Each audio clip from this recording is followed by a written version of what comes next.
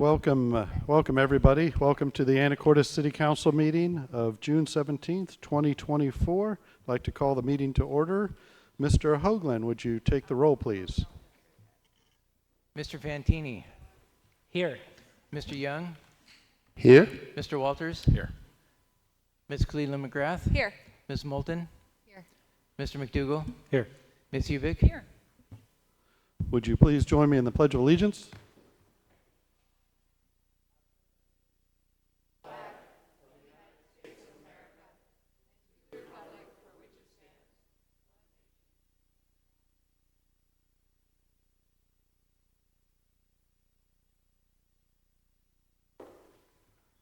All right, we start off with announcements and committee reports. I've got a few announcements, and I'll try to go in somewhat of chronological order. But I'd like to, last Tuesday, a few council members and myself participated in a joint multi-city council meeting on the North Star project. So TJ, Carolyn, myself, Anthony, and Christine were there.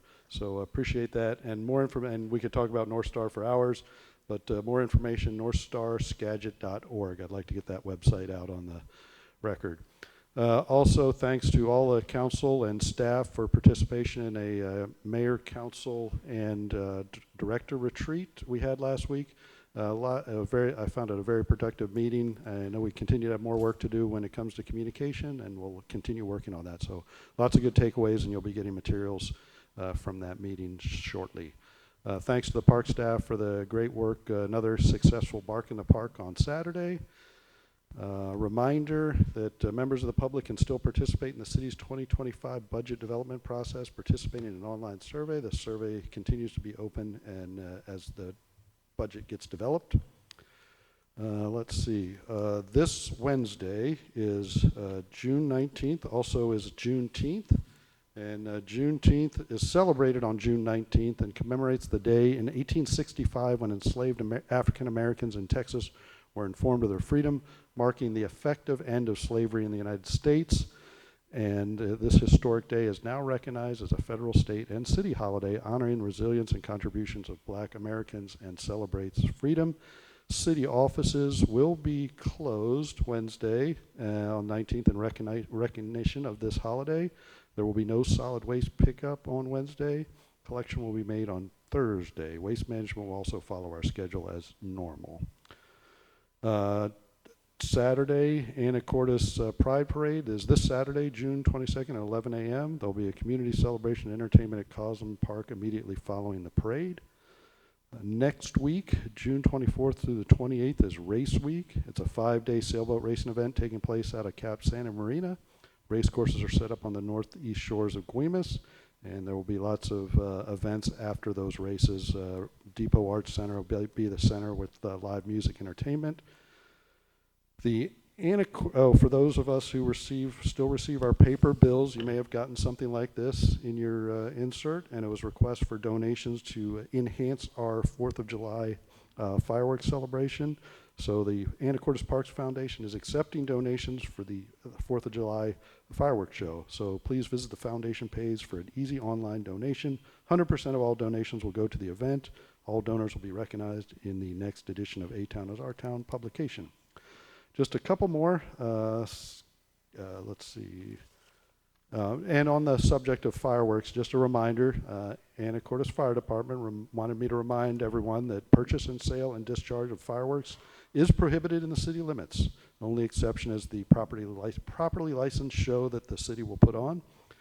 These rules are different in unincorporated Skagit County, but remember Fidalgo Island and those unincorporated lands are nearly always border our Anacortes forest lands.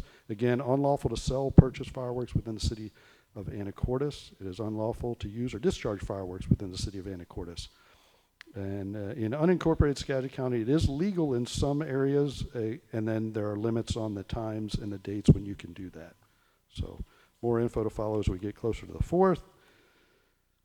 A couple more. Skagit County Free Vessel Turn-In Recycling Day. Applications are due June 24th. This is an opportunity to turn in boats that do not yet satisfy the definition of a derelict or abandoned, but they are likely to become that status in the near future. Department of Natural Resources will dismantle these vessels and keep them from harming water quality and threatening public safety. So you can visit the Department of Natural Resources website for a complete application, and that's due prior to June 24th. Well, last couple, Skagit County is hosting a series of county comprehensive plan open houses. So they're working on their comprehensive plan just like we are, and they're hosting one in Anacortes at the Depot Arts Center on Thursday, June 20th at 5:30. And finally, Washington State Ferries is hosting an online public meeting on Tuesday, June 18th, 6 p.m. Washington State Ferries staff will answer questions and provide updates on the latest ferry developments. Please visit wash.web page to register. You must register for that online event.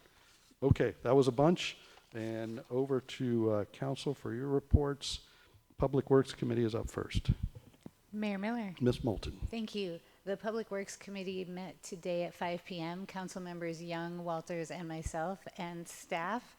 We talked mostly about vehicles today, about things like the new ladder truck, which will be complete on Friday, and what do we do with the old ladder truck kind of conversation. So we will try to sell that at surplus, and we learned about surplus auctions for our vehicles, which we usually are able to extend past their expected life with care and spare parts, and we're very good as a city at keeping them going past what we expect. But anyway, the old ladder truck we are going to surplus at auction. For example, we have a Prius, a 2003 Prius for auction right now, and it's being bid on. It's currently up to $4,000. So there's actually pretty good money in the surplus. So we asked for a little bit more information on that. And also the equipment replacement and reserve analysis, because we're not actually funding replacements at 100% right now. And so we, as a committee, we're curious, and I think a lot of other people will be too, about where we are with that, where we're funding, where our short, and that's not uncommon to do it. But we want a really good picture of what that looks like. There are a couple of things on tonight's agenda that I won't go into in detail: generator replacement and also the transportation improvement plan that will be discussed. And we talked a little bit about our avenue and how it needs to be reseeded, hydro-seeded in the median. That's why there's no grass there yet, but it will be. And we found out that the outfall project is moving along, and there will be a July 8th mobilization. So that's when we'll see activity in that area. And that's it. Okay, I know it reads on the agenda, next up is police officer swearing in, but I think there was at least a couple other committee reports. Personnel committee, does anybody want to make that report that we forgot? Mayor Miller. Mr. Fantini.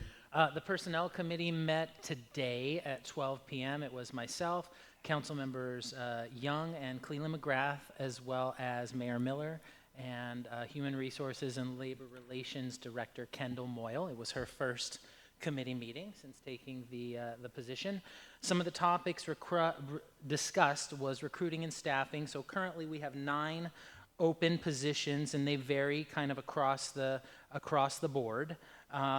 There is also, she gave an update on kind of what our turnover rate has been. We've had 31 exits, but also 31 hires, which is kind of interesting that we would have the same amount of exits to hires. That's kind of an odd number to square up. But what that relates to is roughly a 6% turnover rate. So that's tracking much better than in previous years. We also talked about the promotional testing that was completed for the police and fire. And again, I think it begs mentioning that we saved money because that is done by the same vendor, does both the police and fire promotional testings, and that all went very well. So should those promotions be needed, we will be well equipped to handle those right away. We also had a personnel policy update that was presented to us, and this is something that will come to council.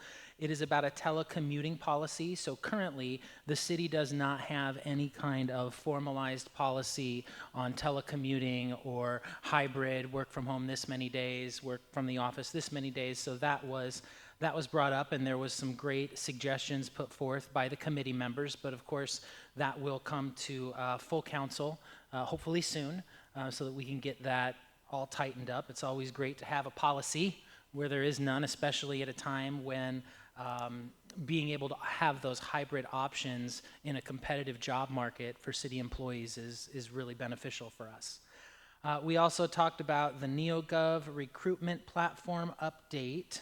So there are 3 vendors that are lined up, Central Square, Taylor, and Springbrook. And so they will be presenting to us as well. That is kind of on hold right now, but it should move forward eventually. Also, we had an update on the, oh, excuse me, I have that backwards. The NeoGov recruitment platform update, that is where Carly and Kendall, who is the HR director, are going to be trained on the new switch over to that program. So we also had an internal department update. We're making an offer to Carly, who has been a temp in the department since September and apparently has been attempted to be poached by several other directors within the city of Anacortes. There's an offer that is going out to her to full-time employment, and then her and Kendall will work on the training involved for that massive switchover. Then the Eden ERP update, that's where we have the 3 vendors that are going to be presenting to us. The software demos are going to be June and July of this year. Then there'll be a due diligence review from July to August, and then any contract negotiations in August and September. Also, just an update that the Police Guild negotiations are going to be starting in August. And then we also had a small update on that the DEI training that was offered the end of May was completed, and it was attended by all department heads, as well as anyone that's in a supervisory position. There were also a few other interested employees that aren't supervisors, but were interested in attending that training, and they were welcomed as well. And Kendall Moyle, the HR director, attended and said she's attended many of these, and this was by far the best one that she had ever been to. So I think that speaks well. And Mr. Young, did you have something that you wanted to add as well? You've done a fantastic job. But the only thing I wanted to add about the DEI training is really it's all about making sure everyone is at the table. One of the benefits of living in the city that we do in Anacortes that we love is that our world is becoming ever diverse, and being an international city with the ferry traffic, everybody coming in, we just want to make sure our wonderful people are prepared to deal with anyone that comes and make it accessible for all and for them to feel welcomed in our town. So this is not about anything other than making sure everyone understands how to deal with other people, and that's a wonderful thing to do. So thank you very much, Mr. Fantine. Okay, I think there may have been an LTAC meeting as well. Mr. Walters? Mayor Miller. The Lodging Tax Advisory Committee met today, mostly for the purpose of revising the application form for lodging tax requests for the 2025 budget year. We eliminated some questions that are on the form, that have been on the form since I designed this form in 2015. That weren't yielding useful or necessary information to try to simplify the form, but also added some questions to ensure that we can address the review criteria that Council asked for in AMC Chapter 2.48. And we intend to migrate the form to Laserfish web forms so that it's a little easier for people to fill out, and to minimize the staff time necessary to process and prepare the applications for review by the Lodging Tax Advisory Committee. We also set the schedule for due dates and review of applications for the forthcoming year. So we expect that we will release the application as soon as it's done, as soon as it's prepared, which hopefully will be within the next 4 weeks. And then the application forms will be due Monday, September 9th. And this schedule is subject to change, but it'll be updated on the website. We will spend 2 meetings, 2 hours each, reviewing the applications and then get our recommendations to council by the October 14th council meeting, so that with the objective that nonprofits will know if they are, or any applicants will know if they are recommended for approval of lodging tax money well before the end of the year, before November 1, and hopefully so that contracts can get executed by Thanksgiving. And so our next meeting will probably be either when we need to talk about the event center or September 16th when we start review of applications. All right, lots of detailed committee reports, and I know that's why so many from Anacortes Finest in uniform are here to hear all those committee reports, but and all of you. But thank you. And any other reports that I may have missed? Mayor Miller, Mr. Fantini? just a quick reminder that I'll be hosting at Town Hall next Tuesday from 6 to 8 p.m. at the Anacortes Public Library Community Room. It's for residents of Ward 3, but all are welcome to bring questions, concerns, hear a little bit about what we've been working on, and that'll be next Tuesday from 6 to 8 p.m. at the library. All right, thank you. All right, now getting on to some fun stuff here. Police officer swearing in, and Chief Floyd will get us started.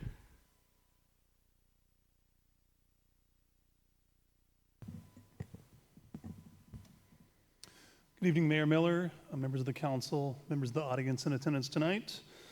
It is my honor to introduce to you the newest officer of the Anacortes Police Department, Officer Stephen Granger.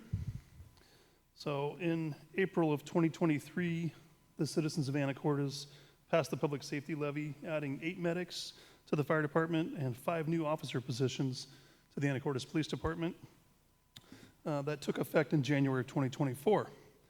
Officer Granger was hired April 1st of 2024 to fill the first of those 5 new positions. Officer Granger is a graduate of Edmonds Community College and most recently was a graduate of the Skagit Valley College Park Ranger Academy. The Skagit Park Ranger Academy is only one of 6 park ranger academies in the nation and is recognized by the Washington State Criminal Justice Training Commission as being equivalent to the Washington State Basic Law Enforcement Academy. Some would argue is actually better than our state academy. Joining us tonight to witness Officer Granger's oath of office and recognize his accomplishment are his father, Joe, and mother, Teresa Granger. Mayor Miller, will you now administer the oath of office for Officer Granger?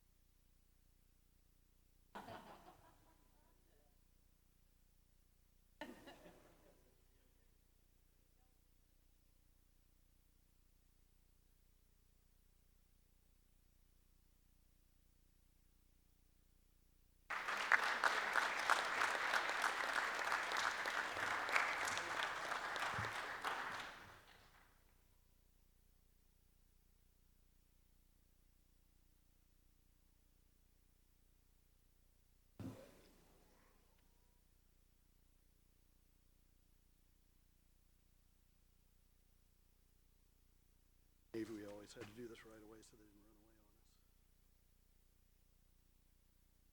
on us. All right, thank you. That was awesome.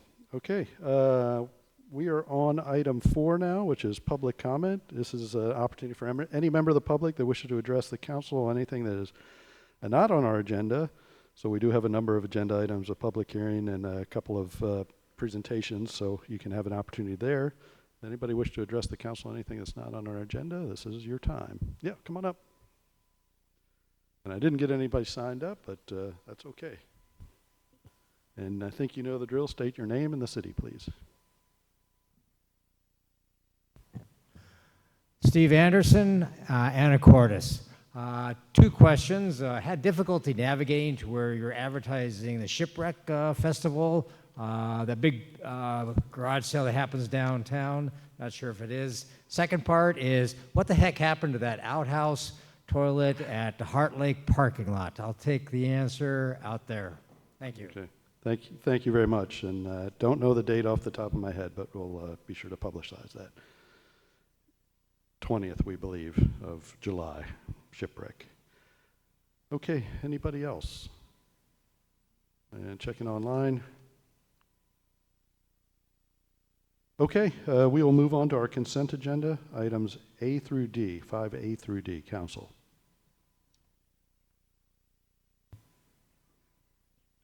Mayor Miller, Mr. Young. I move we approve the consent agenda, items A, B, C, and D. Second. Motion by Mr. Young, a second by Mr. McDougall to approve the consent agenda. All in favor signify by saying aye. Aye. Any opposed? Motion carries. Okay, we're on to item 6, which is a public hearing, and 6A is ordinance 4080, Port of Anacortes vacation and dedication application for a portion of 9th Street. This is a discussion item and possible action, but certainly would require the to-read rule override by council. But public hearing, Ms. Swetnam will present. Thank you, Mayor Miller and members of council, members of the audience. We're joined by members of the ports team as well, so I'm going to kind of introduce the project and the process and then turn it over to the port to provide any additional comments that they would like to. So this is a vacation request submitted to the city by the Port of Anacortes. There were a number of materials that were in your packet, and just I'll get to this at the end, but I just want to make it clear that there's still some work that's happening on the ordinance itself. So we're not recommending adoption of the ordinance tonight, but because the public hearing was advertised, it made sense to go ahead and introduce the project and allow the public to comment if they wanted to. So to provide the background for vacation, AMC section 1250.050 requires a public hearing on a vacation petition or proposal. Following that hearing, council shall determine whether to vacate the street or alley. We updated the code a few years back and added some factors for council to consider in evaluating an application. And those are laid out in section AMC 1250.060. The factors are whether a change of use or vacation of the street will provide significant benefit to the public, whether the street is neither currently required for public use or access nor anticipated to be needed in the future, whether the substitution of a new and different public way would be more useful to the public, whether possible future public uses may require the right-of-way, and whether there are objections to the proposed vacation. The other piece I wanted to point out is the code related to compensation. So in addition to addressing the criteria, compensation is also required for the vacated area, and that's laid out in the code. Section 1250.100 says that for an area of public right-of-way that's been held by the city for 25 years or more, the full value of the area to be vacated must be paid to the city. But section 1250.110 provides a mechanism for alternative compensation to satisfy that requirement in the form of granting the city a real property interest. And if there's a difference, if the value of the property conveyed to the city is less than the value of the area to be vacated, then the petitioner is required to compensate the city for that delta. So the port's proposal. Essentially the port is requesting a vacation of a portion of the southeast intersection of our avenue and 9th Street. It's the hatched area that I have highlighted in yellow. In exchange, the port would dedicate a portion of port property in blue on the opposite corner, plus pay the city the additional required compensation. So if those kind of maps aren't your deal, here is an aerial view. So you can see the area in red is all city right-of-way, and that is the requested vacated area. And then the yellow area is what would be dedicated. So I wanted to address the compensation because the packet left this question open, and the city and port staff have been discussing this and are still kind of finalizing the details of the language for the ordinance related to compensation. But everybody's on the same page that the proposed compensation, the port engaged a consultant to prepare appraisals for the area to be vacated. It's 8,050 square feet in the CM zone, and the value that was developed through the appraisal is $100,000. So that's what has to be compensated to the city. The area to be transferred to the city, again, that yellow triangle or whatever that shape is 2,939 square feet in the CM zone. The value of that is estimated to be around $40,000. So the difference between the two is $60,000, and the port has proposed to pay that to the city, but have the city hold those funds in reserve to be used to improve the park or public area that's going to be developed in that area. So in other words, I believe this vacation, and port, tell me if I'm oversharing, but this vacation is a piece of the port's redevelopment of that area, and so that red area will be used to create an open public space, and the ask was that the funds that were paid to the city be used to help improve that project. Again, we're still finalizing the details of what that language should look like in the ordinance. Are you finished with the slide at least? You want me to go through all the slides? No, before no, question? no. Go ahead, Mr. Walters. Yeah, no, I'm finished with this slide. So my question about that provision is, could it be used for an adjacent area, not the proposed plaza itself? For example, integration with the depot is going to be something of a heavy lift for the city, and a lot of work's going to be needed to be done to do that. I'm hopeful that we can actually get some grants we collectively, the port especially, can get some grants to do all of that plaza work.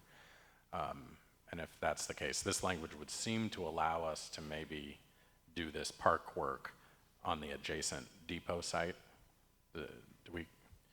I would ask your opinion then for the port to address it later when they make their presentation. Sure, I think that this was a concept that was introduced by the port as a way to make sure that those funds are used to kind of move this project forward and realize the overall vision for the area. I think that if that's something that council would like to see reflected in the ordinance, from a legal standpoint, I don't think that there's anything wrong with that.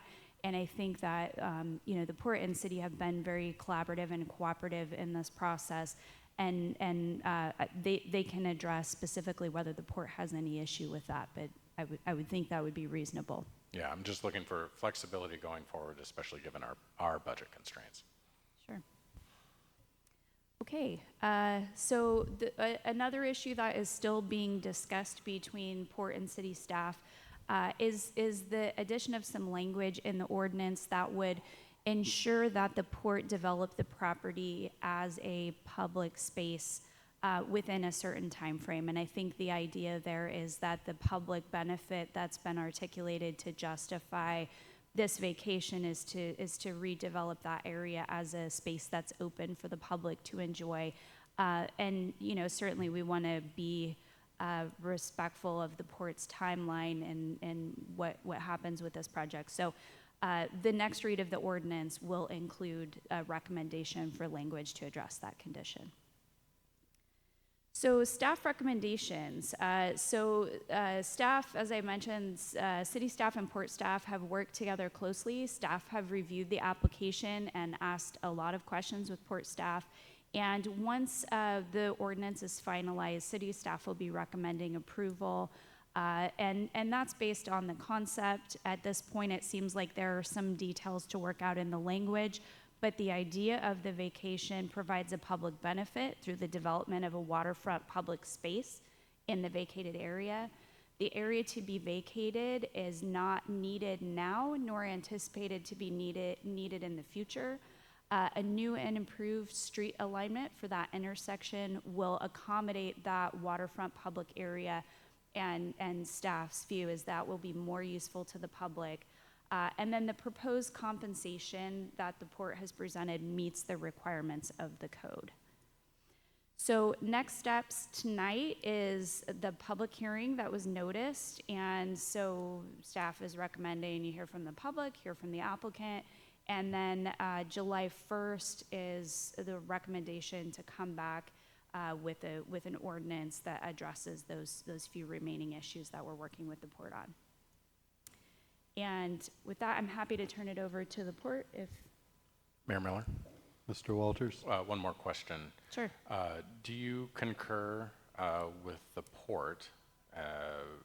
There's some discussion in the application materials that they believe that the roadway 9th Street does not end in the water, that it is not right-of-way that abuts the water. Do you concur with that position? I do concur with that position. We Okay. looked at that issue. Yep. Thank you. Mayor Miller?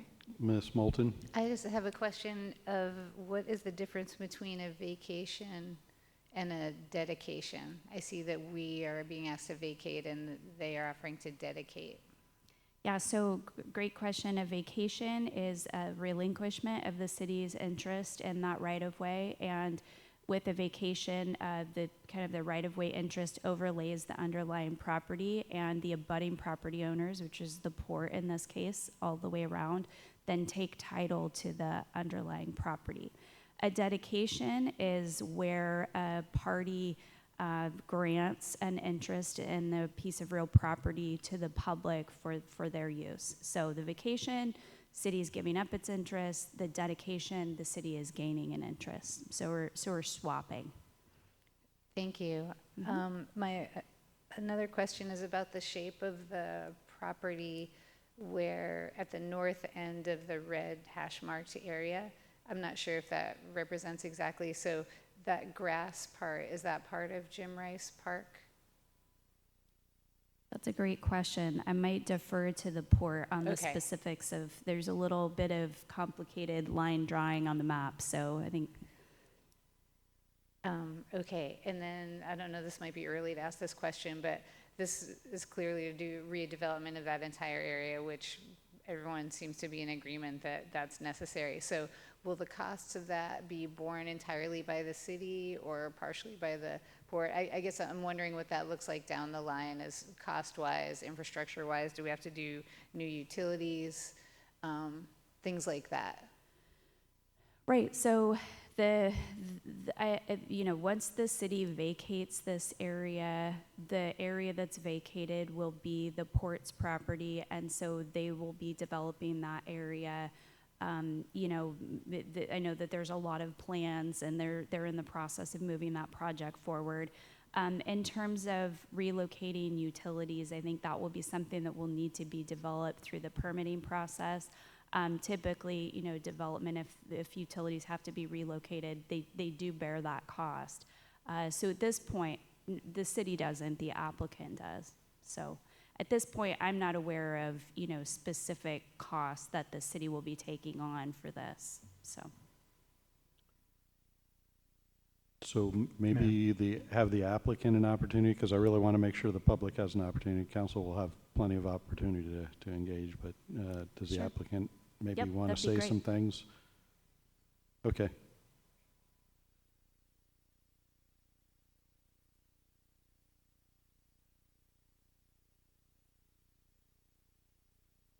I see some very distinct IT instructions here, so bear with me. Okay.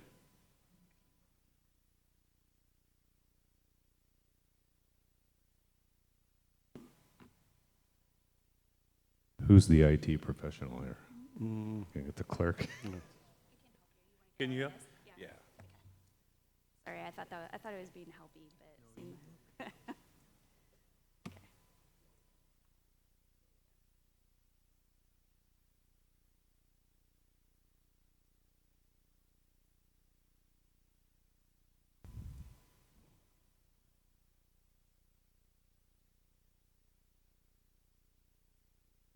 We're going to go without exhibits. okay.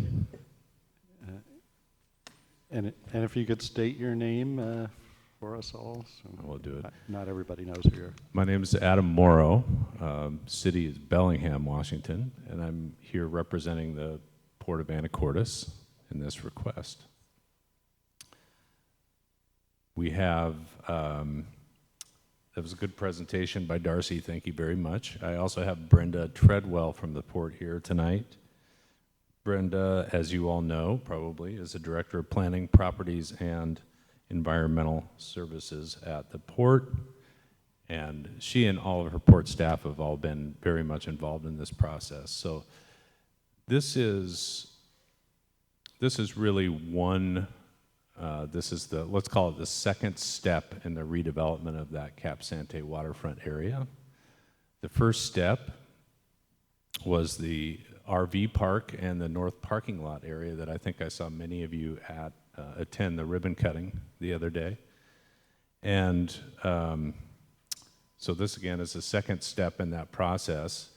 The vacation is merely one aspect of a much larger permit process. And after initially submitting the application materials to the city, it was decided that the vacation part of this should come forward to the council first. It just made sense to know that the council was supportive of that general concept before we enter into other agreements with the city and also allow the city staff to continue review of the framework development application that was also submitted. So, step one, if you will. I think most of you are probably aware, and again, this is where my first image would have come in really handy, but most of you are aware that the road configurations and the intersections in that area are not great today. We have essentially a five-legged, marginally controlled intersection with not a lot of pedestrian pathways or channelization, things of that sort. What's happening behind me? It's kind of scary. Oh, thanks, John. And so this is the first part of trying to fix that issue. We've been analyzing different traffic patterns in that area for a couple of years with the port now, and we've come up with a good, I think we're going to get the exhibits here too.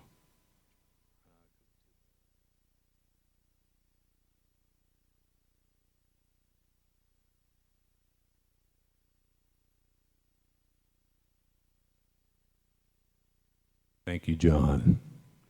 All right.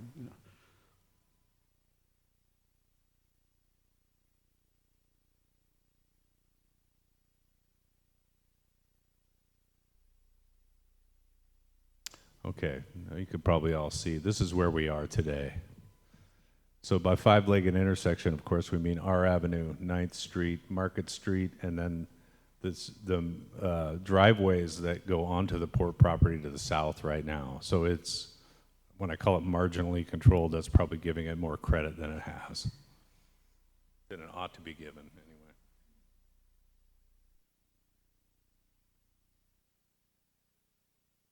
Now I want to show you the same map, but with the proposed right-of-way vacation highlighted so that you can see it in context. This area, I think the question came up before, are there components of the right-of-way vacation that are adjacent to, or the future park in this area that include more than just port property? And the answer is there's little components of city property in there and port property that will have to be dealt with. This is the first step in that process, and there's more negotiations to come. And I'm going to get into that a little bit in my presentation, how that happens. So why are we doing this? Well, I want to show you the after map, which is really the fun one.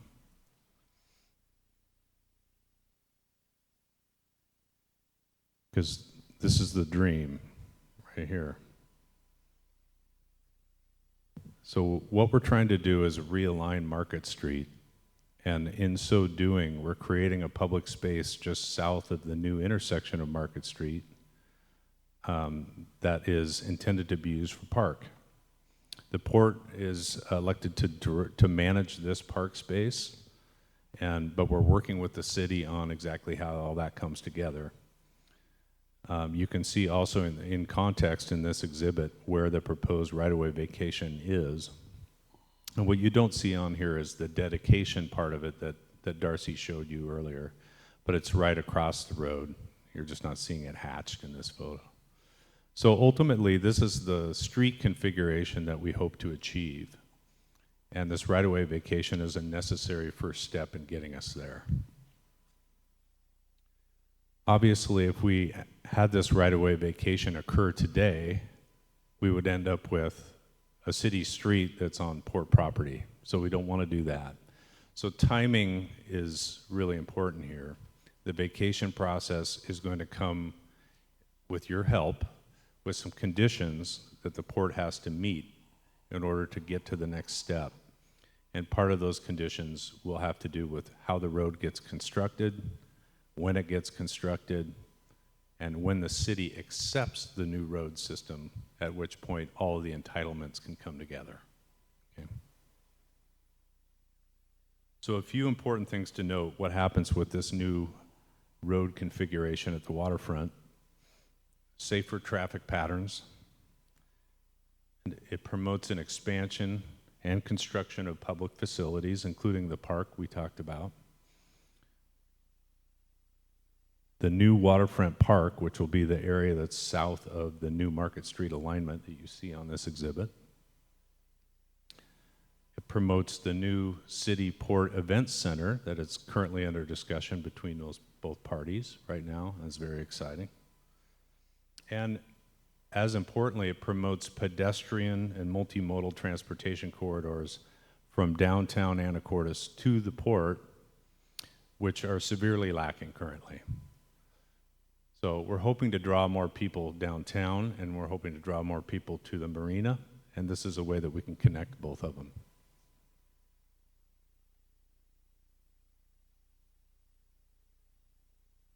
I would like to add to this, you don't see it in the exhibit here, but there is consideration for continuing to allow for heavy construction to use this corridor for the heavy haul route, is what we call it. And that's when we have to have those giant pieces of equipment moving down the road on odd occasions. So the development of the new Port West Basin facility is going to include and incorporate that, so that we're not moving it, we're just passing it through the parking lot, essentially. And it works with this new configuration. It was kind of a tough little thing we had to deal with. This request I mentioned earlier was originally proposed, or was originally submitted with a framework development plan application at the city.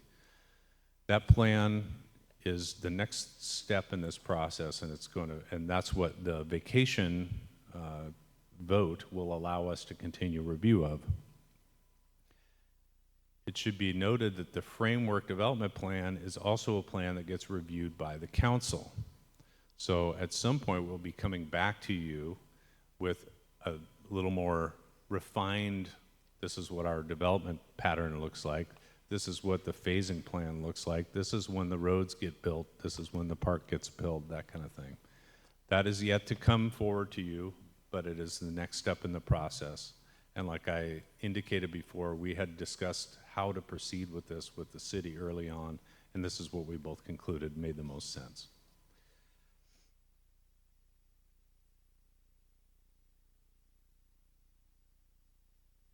The new road alignment will require right-of-way dedication. I think we talked about that, the smaller triangle, if you will. And there's one other exhibit that I'd like to show, and this is kind of the overview of the development of this area. And if some of you will pick up on the fact that right is now to the right side of the page, or north is to the right side of the page. So, but this is essentially what we hope this all will come out to look like in the end, okay? The specifics of this are obviously still being worked out. You can see areas where there are buildings proposed for the future, and in some of those cases, that might be where the new event center ends up being. And I've seen some early concepts of that, and it's pretty exciting to see what's going on there. So the idea being that that event center might spill out into the new park as well, so promote use. So as detailed in the submitted right-of-way vacation petition and narrative, and I believe you got another copy of that just now from the port, we feel that this request and subsequent improvements will satisfy the city's criteria for street vacation, provide a public benefit by promoting safer vehicular and pedestrian movements in the area, fulfill multiple city goals and policies within the city comp plan and the Shoreline Master Program, fulfill the goals and principles of the local Shoreline Master Program and the State Shoreline Management Act by moving and relocating a street away from the waterfront and replacing that street with a public open space. And we talked a little bit about the idea of compensation, and I'll just reiterate what Darcy said, which is that we're working out those details, and we hope to have those in front of you for July 1st meeting. But the concepts are the same as what she proposed, which is compensation for right-of-way vacation minus the area compensation that we're giving back to the city in a right-of-way dedication, and then holding those monies aside for some type of public use in this area if we can. Obviously, these road construction projects and things of that sort are going to be very expensive. The port is intending to hold that bill for themselves, but being able to use those monies to benefit that would be most fruitful if we can do it. So that's the goal. In conclusion, we're excited about the prospects for the renewal of the Cap Sante waterfront, and in particular, the cooperation between the city and the port towards development of a new event center and this waterfront park. The right-of-way vacation is an important step in promoting these common goals, providing the port with a clean slate to construct the infrastructure needed to support this area. We thank you for your consideration of this request, and Brenda and I are standing by and ready to respond to any questions you might have. All right, well, thank you very much. And I think now I didn't want to be unfair to the public without them seeing the full presentation before I ask them if anybody wants to weigh in. We'll plan to keep on, the public hearing will remain open until the 1st of July, so this won't be your last opportunity to comment. But I'll go ahead and see if anybody in the audience here would like to weigh in at this point. Thank you. Okay, well, you'll probably need to stay up because I know council will want to ask you questions. But Yep. Okay, council. Mayor Miller? Okay, Mr. Young and then Mr. Fantini. All right. Thank you. You know, this project and plans have been on the horizon, seems like for forever. And I think that, you know, as a city of our size, as with hopes as big as we have, and with the work that's already been done, the collaborative relationship toward benefiting the public is essential. And, you know, I've seen a lot of vetting of this project over back and forth, but, you know, the thing that I'm impressed by is that we're actually moving forward. And some of the earlier uneasiness about what does it mean for each of the entities are being settled. And I really appreciate that. When I look at the development that's already taken place and have come to fruition, those parts of it, it's impressive. And I think that, you know, as a city, the city of Anacortes and our stakeholder partner, we're all working for the greater benefit of the people of Anacortes. You know, it comes out of those same pockets. And so what I like about being able to see the design, which was also very much important in this conversation, is that it further allayed any additional questions I have about alignment, street alignment, the benefit to the waterfront, the working waterfront, the benefit to the public, the park that's there, the potential for an event center space, and the spillover potential into downtown for the vibrancy.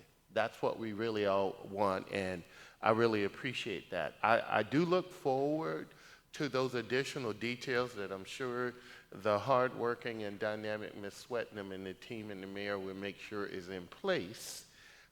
But, you know, again, Brenda and the team at the port has done a brilliant job of working with the city, and I'm very happy about the tone that we're working with one another now. The relationship is moving forward, and I'm applauding that. I'm very much a big fan, just those details we all need, which we call due diligence, and I'm happy. Thank you very much. Thank you. Mr. Fantini. Hi, thanks. Yeah, I think you were definitely being generous with the intersection mention. I don't know what to do every time I get to that intersection. So I just had a question about one of the, first of all, I agree that it's great the way that the port and the city are working together. Sounds like port staff, city staff, everybody seems to be feeling like this is a good step forward for us in the redevelopment plan. Just had one question. You made mention about heavy machinery moving. And so I just wanted a clarification. So it exists now down there that heavy machinery can move through there, and it does already move through there. This isn't going to be like us all of a sudden diverting all of the trucking traffic down to that road. Like that's not the purpose of what we're doing here. Is that? That is correct. Is yeah. that right? Yeah. So no, it's no change in that use, which is, as I understand, is very infrequent. We just want to make sure we accommodate those large rigs whenever they have to come through. So it's a design thing that we have to look at, and that's really it. No change in use there. So we don't anticipate like all of a sudden 10 times the amount of heavy machinery moving through down there or anything like that. It would seem that would be in conflict with what we're really trying to do. That's down kind of here. my point. Yeah. Yeah. Okay. And I think it's also usually done at night, I understand. So yeah, so that absolutely. Okay. Yeah, Thank you. You're right. Yeah. Mayor Miller? Okay, Mr. McDougall and then Mr. Walters. All right. Well, thank you very much. This looks fantastic. I was wondering if you would mind pulling up that last diagram, though, the phases one. And really, like, looks like we're basically at the beginning of phase 2, if I'm kind of reading this correctly. And That's correct. like, this looks like a great proposal, and also just the outline of the phases ongoing. Do you all have a sense for how long phase 2 takes, and then when phase 3 starts, and like the big parking lot and those buildings? Is that like 2025, 2026 timeframe? No, I would have to, you can weigh in on this too, Brenda, but I'd have to say that considering what we have in front of us for permitting still to come, we're probably in the 2025 range before you start seeing construction of roads. Ah, okay. Yeah. And really phase 2 as laid out in this plan is that. It's realigning, reconstructing the roads, setting us up for the rest of the redevelopment of the property. So utilities and things like that have to be installed with the roads, that'll happen then too. You think, Okay. Brenda? Does that Yeah, sound those other pieces all kind of intuitively flow after too. So, okay, thank you. I mean, my engineering staff's going to kill me for saying that, but yeah, let's say 25. A hard date out there. That's always a good idea. Mr. Walters. I'm very supportive of the concept here and the proposal, including the vacation and dedication and the trade. I expect that staff and the city staff and the port will bring us back an ordinance at our scheduled July date, referencing Exhibit B, hopefully including a map. Yes? I do maps. We appreciate those. Deleting the discussion of the timing about the event center, because that, I think, is a little bit beside the point. It's a separate track we're pursuing. But including some mechanism to ensure that this area to be vacated remains a park, you know, beyond changes in Port Commission, changes in city staff and council, that there be some mechanism for that area. to remain a park. And I understand that there are other components here. There's an area 2A that's listed in some of the documentation that isn't part of this transaction. That's correct, yeah. And that would also, I think, we would want it to be a park. And importantly, that the view corridor be preserved, not be blocked by buildings. And I don't anticipate that that is in any conflict with the future event center. But I think that is one of our primary objectives in ensuring that this development happens the way that it does, because you can do anything in those other development areas, consistent with the plans and regs, but the view corridor has always been really important to us. And then where compensation is required by code, having some flexibility for us in use of the compensation, I think would be important, because I think we as a city are very committed to and have already committed in writing to helping with the development of the public park and the event center and bringing it all together as part of the depot, but who knows how grants shake out and those kinds of things. So I would hope that the ordinance wouldn't be too restrictive. I see the project overall as being 90% port, but 10% us too.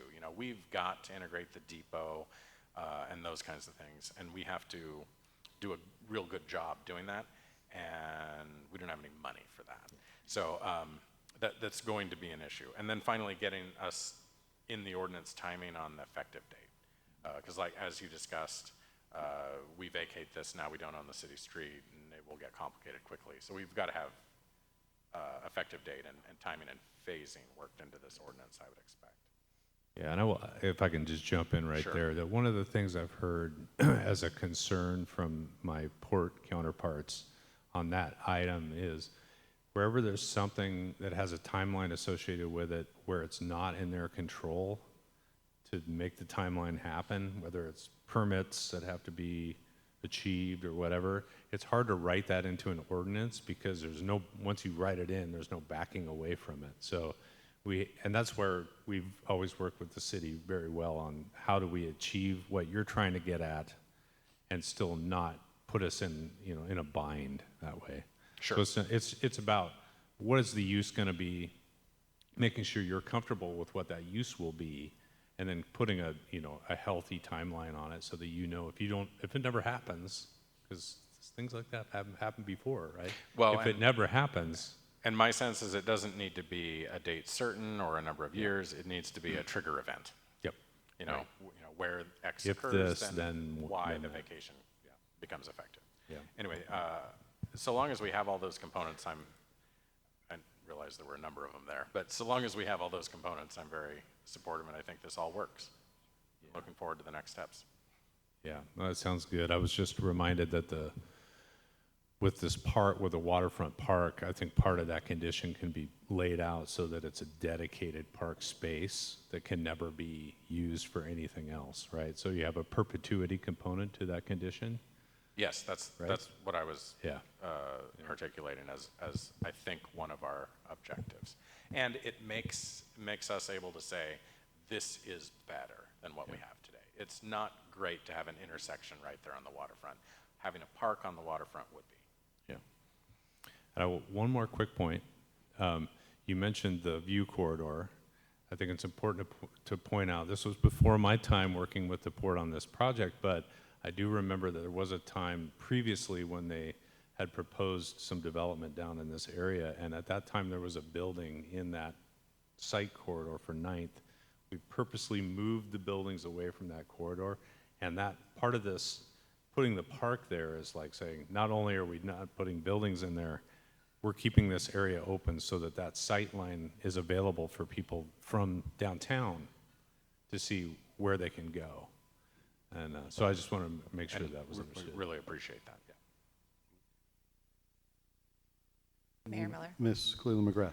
Yeah, I think the sight line is key. What I was kind of looking at when I went through the Section 2 vacations, assuming everything's going to go well, I like the design. I like it's refined quite a bit from a few years ago. But it does not identify the size of the space. Do we need to have square footage for what a minimum square footage of what that park looks like? that public park. I don't know if that's required, and maybe the sight line being called out addresses it enough. But as we start to see things ebb and flow, are we? I don't know if there is some. Do we need to address if there is some kind of structure on that space that allows for the public to use it? I'm thinking like we talked about small boats needing spaces and things like that. I don't know if that's something we need to identify or not, but it looks good in this picture. But when I look at the details of the actual ordinance vacating it, I don't know if we need to have some hard number there about what we're expecting from at least a city perspective of a minimum amount of park space. Sure. And that's up for discussion. Yeah, there's definitely some rewording that needs to happen in section 2. I think council hopefully is aware of that. But go ahead, you were going to answer. I can talk a little bit about that. In your packet, there's a copy of a binding site plan map that was submitted with the original application. It's still not quite yet under review because of this process we talked about. Brad's going to come up and show it to you. There is the idea being that this park is going to be a tract of land, even though it's open space, so it has a size on it, a lot size on it. And that could be subject to change a little bit here or there, but that's the concept. I think it's 15,000 square feet or some odd number like that. So just so you could, in perspective, we'll say. Okay. Mayor Miller. Right. Ms. Moulton, go ahead. Thank you. So I also want to call out what the port has done lately in that area. The North Basin and the RV park is gorgeous. Obviously, there's a lot of commitment to doing a really beautiful job, and I just see that continuing with this park project. I do agree that to have it be very clear that this is a park in perpetuity, and to Ms. Cleland McGrath's point, I hadn't even thought of, to say we're dedicating this certain amount of space. I think that will just make everyone feel really reassured all the way around.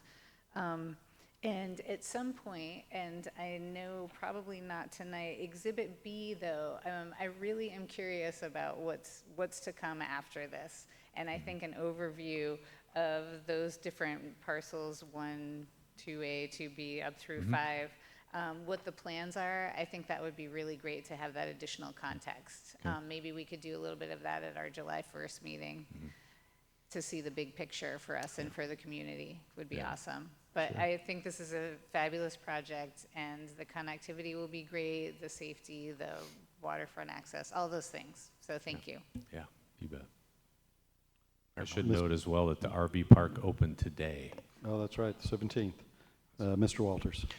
With respect to Ms. Cleland McGrath's point about the size of the public park, I tend to think that what we're dealing with right now is just Area 1 as shown on the map, and that's the only thing that we have effectively jurisdiction over, and we should just say Area 1 will be constrained to be a park. Area 2A will later need to be conveyed to the port. We can then at that time say that's also part of the park, but I don't think we need to design the rest of their project or delineate the entire square footage of the whole rest of the project at this point, just the area being conveyed.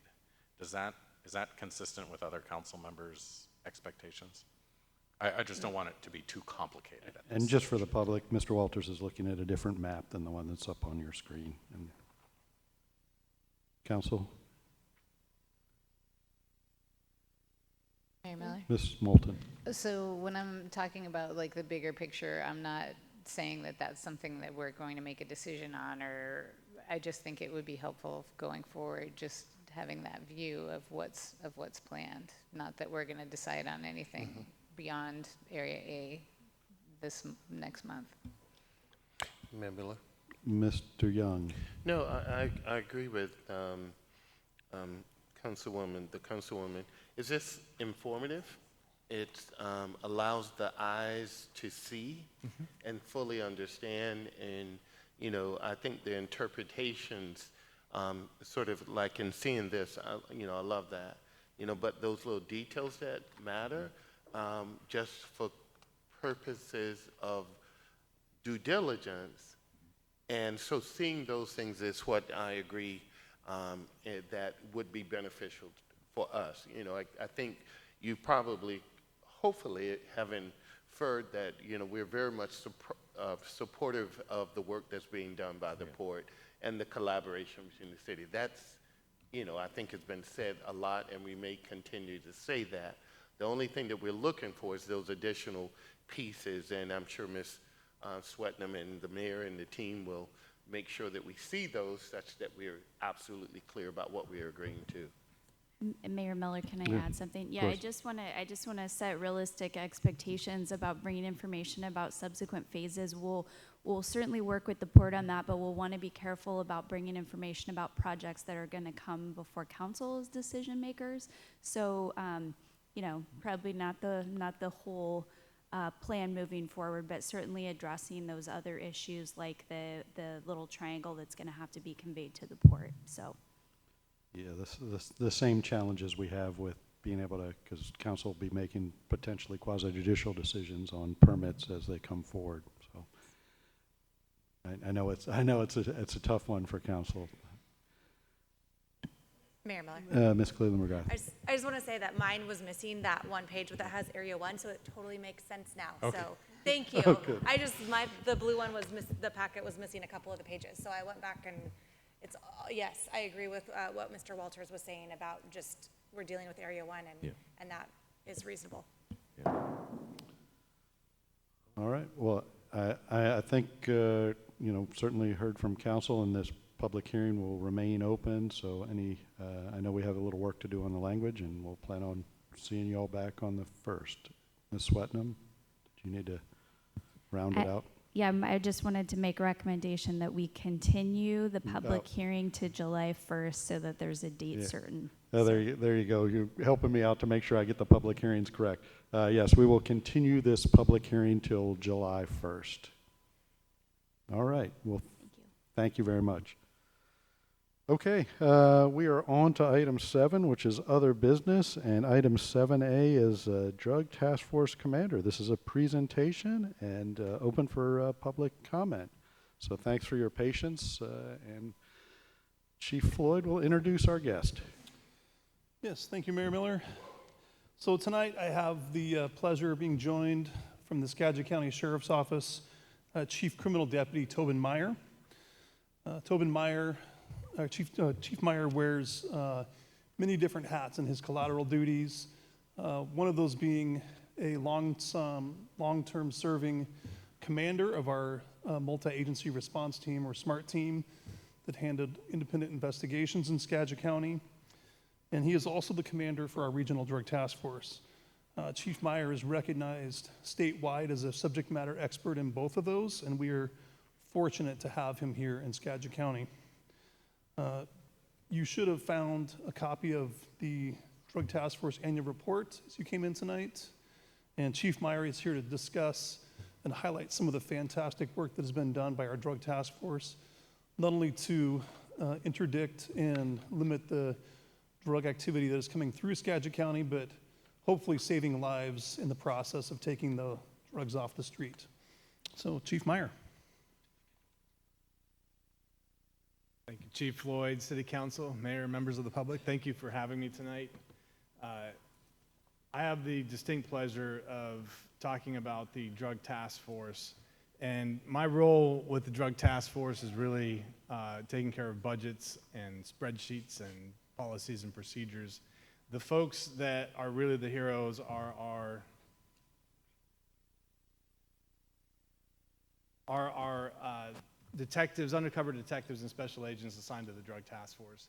And so really this presentation tonight is on our 2023 annual report, but it is those folks who are doing the yeoman's work for our communities to keep us safe, divert drugs away from our communities, and really credit goes to them for this. So I'm taking a 30-minute presentation. Out of respect of your time, I'm going to condense this down to about 20 minutes or less. That's my goal. So I'm going to talk really fast, go through a lot of information. Bear with me. If you have questions, there's a spot at the end. If you see something that's really of interest, feel free to stop me. but we'll breeze through this. So tonight I want to talk a little bit about the team. I want to talk about recent highlights, some current trends that we're seeing, and then just a short slide on looking ahead with our drug task force and all the good things that are coming. A little bit of history about the team. So we were established in 1987 by interlocal agreements. We're one of the oldest serving teams in the state of Washington. We have both local and federal participation on board a task force. I'll talk a little bit more about that in just a second. Our primary mission is disrupting and dismantling mid to upper level drug trafficking organizations. That's what our primary mission is. Secondary to that, we do special investigations and proactive, so street crime level work if we have to. That's a little bit more complex, beyond what a patrol officer may be able to do or a detective. We specialize in helping with those little bit longer term investigations that are more at the neighborhood level, kind of ongoing criminal nuisance type issues and others. And I'll get into that here in just a minute too. These are our local participating agencies, including the Anacortes Police Department. Our staffing includes a part-time commander, full-time sergeant, full-time office manager, full-time undercover detectives and special agents, and a rock star of a part-time senior deputy prosecuting attorney who has been our go-to on prosecutions, criminal advice, and keeping us on track as a drug task force. She specializes in these large, complex drug cases that we work and is really key to our success. I think Chief Floyd could second that. Our federal partners, our key federal partners include the FBI, DEA, Homeland Security Investigations, but we work very closely with others, including the U.S. Postal Inspector and U.S. Attorney's Office and others. So running a drug task force is a high-risk, high-liability endeavor, and it really takes strong oversight to make sure that we are hitting the mark for all of you. So our executive board is made up of, we report to an executive board, I report to an executive board, and that's made up of all of our police chiefs and sheriffs here in the county, and through them, you have a direct conduit to the drug task force. So we really are your drug task force. And we get feedback on what our mission should be, what our focus should be, if we need to pivot. I provide information on our budget, on our key operations, if we have any problems, any challenges, successes, and hopefully there's a good two-way communication going between the executive board, yourself, and then the drug task force as well. We have quarterly meetings with that, and then in addition to that, we also have a biannual, really in-depth state-run peer review program that helps bring subject matter experts in, review our policies and procedures, turn over every rock in they come into our office physically and turn over every rock, look over all of our documents, our financial systems, our policies, procedures, and just make sure that we're hitting that high bar. And we're very fortunate here in the state of Washington. There's only one other state in the nation that runs a peer review program like ours, and so we're really hitting that mark. And I'm proud to report in our last peer review that we passed with flying colors, and in fact, set the standard with some of our procedures. So very proud of our team for hitting that high mark and continuing to do that. So a little bit more on what a mid to upper level drug trafficking organization seizure looks like. The photo there on the right is approximately 550,000 counterfeit pills containing fentanyl, multiple pounds of pure powder fentanyl, methamphetamine, a little bit of heroin, stolen firearms, lots of cash, and that's a typical seizure for us. And I always like to point out that this is a snapshot in time for this particular trafficking organization, right? A moment in time. This could be a week worth of supply that's moving. It could be a month, somewhere in that time frame, but this is just a snapshot in time of what's coming through our region. And this is the organization that we're focusing on at the very uppermost level, working with our federal partners. The Sinaloa cartel is supplying nearly 100% of the drugs coming into our region, especially along the I-5 corridor on the west coast of the United States, including Skagit County. And so this is really our end goal, and we're able to work with our federal partners, leverage them to help us impact this organization at the transnational level in some instances. So we're able to reach down into Mexico, extradite, charge federally in U.S., and they will serve U.S. prison time. So we're working at that level leveraging our partners to really have that biggest impact that we can on the organization and hopefully divert as many drugs away from the street as we can and take that biggest chunk out of the organization we can. I talked a little bit about special investigations, so these are a little bit more of the neighborhood level issues that we are specially equipped to help come in and assist with. And so I'll give just a quick example and a few highlights in our 2023 annual report. We'll highlight this as well that you have. So this is just very quickly, this was a Skagit Motel in Cedar Woolley. It could be any motel or hotel, and we've done a few of these operations. So this motel in particular had generated somewhere in the neighborhood of around 300 calls for service for the city of Cedar Woolley over a 3-year time period. In 2023, when we did this operation in the first 6 months, it had generated 84 law enforcement calls for service and anything ranging from drug overdoses to drug dealing to prostitution. And so this had become a problem for the city that was a little bit beyond what they were equipped to handle, and our team could come in and assist with, especially with undercover operations to try to apply for search warrants, get into rooms, and make some arrests and have some impact for the city of Cedar Woolley. So we partnered with them on this. Chief McElraith and his crew were outstanding, and in the end, we came in not only with law enforcement, but with other partners, including code enforcement, public health, and some others to help solve this issue for the long term. We had executed a search warrant on 5 rooms, ended up seizing about 1,000 fentanyl, counterfeit pills laced with fentanyl, and arrested 8 individuals on various drug charges and outstanding warrants. And at the end of that, we had the rooms swabbed by some health folks that were helping us out on this particular operation. That came back. All of the rooms tested came back positive for unsafe levels of methamphetamine, contamination, not safe for inhabitation, and so that motel was evacuated at that point, and until that gets remediated, that is still going to be the case. So those are the kinds of things we can help with and will help with when asked to come in and provide support. This is an excellent example of a mid-level drug trafficking case that we worked in 23. This is Pastor Steve Parker. He led a dual life, I think it's fair to say. So he had 2 houses. One house, he lived with his wife and mother-in-law, elderly mother-in-law. And the other house, he lived with his girlfriend and delivered most of his drugs and firearms out of. So Pastor Parker, we had started to hear from him through our informant network and intelligence, and we're able to start to do our undercover operations to start to build a case and understand how he was operating, and turns out he was supplying a fairly large amount of drugs to the North Puget Sound region, Whatcom, Skagit, Snohomish counties. So we conducted a fairly lengthy investigation into him, eventually ended with a traffic stop, made the arrest, and seized fentanyl powder, 2,000 counterfeit pills containing fentanyl, cocaine, 2 pounds of methamphetamine, and a stolen firearm in his pant pocket. And then executed an additional search warrant on his 2 houses and came back with an additional 41 firearms, a lot more fentanyl pills, and a lot more methamphetamine. So in the end, found guilty and serving a 54-month prison sentence. A little closer to the microphone? Yeah, I just wanted to hear drifting away. serving. I was entranced by what you were saying. I just wanted to hear that piece. Thank you.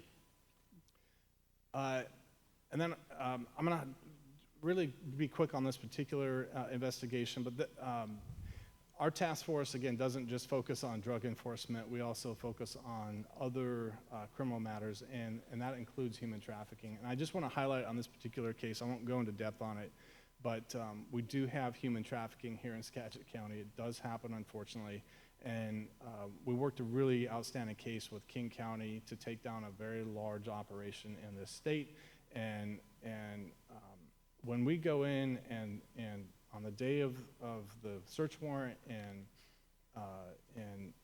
come in with law enforcement, we also look at what the total issue is, what we need to address when we go in. And on this particular day, we made sure that we had experts, subject matter experts in human trafficking, how to interact with victims of human sex trafficking, and make sure that not only did we take the network down, but we also made sure that we provided services to those who were impacted by the victims of the human trafficking that was occurring in this particular operation.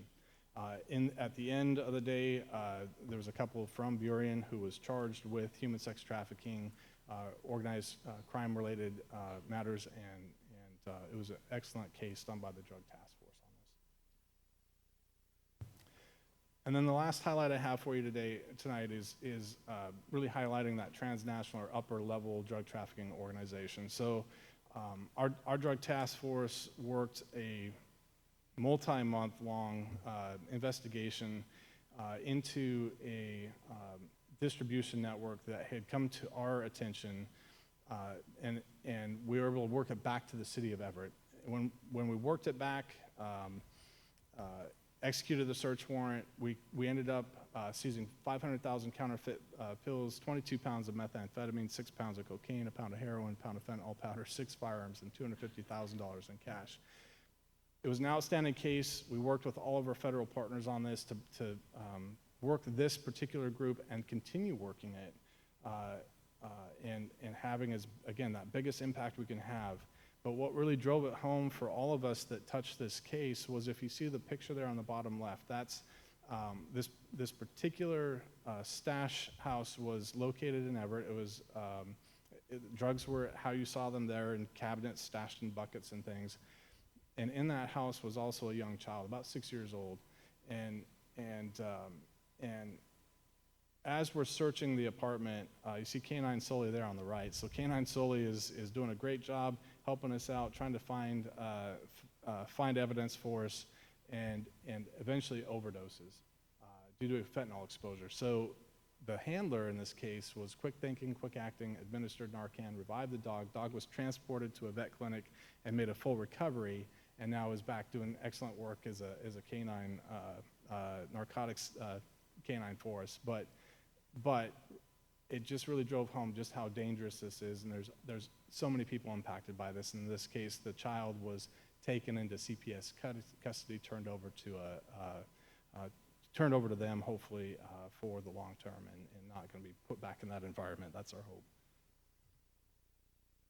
So the highlight for us, the key highlight for us in 2023 was building partnerships. If I had to put a stamp on what I think really helped us have as much success as we've had over the last year or two in particular, it's the partnerships that make SCADU what it is, our Drug Task Force what it is.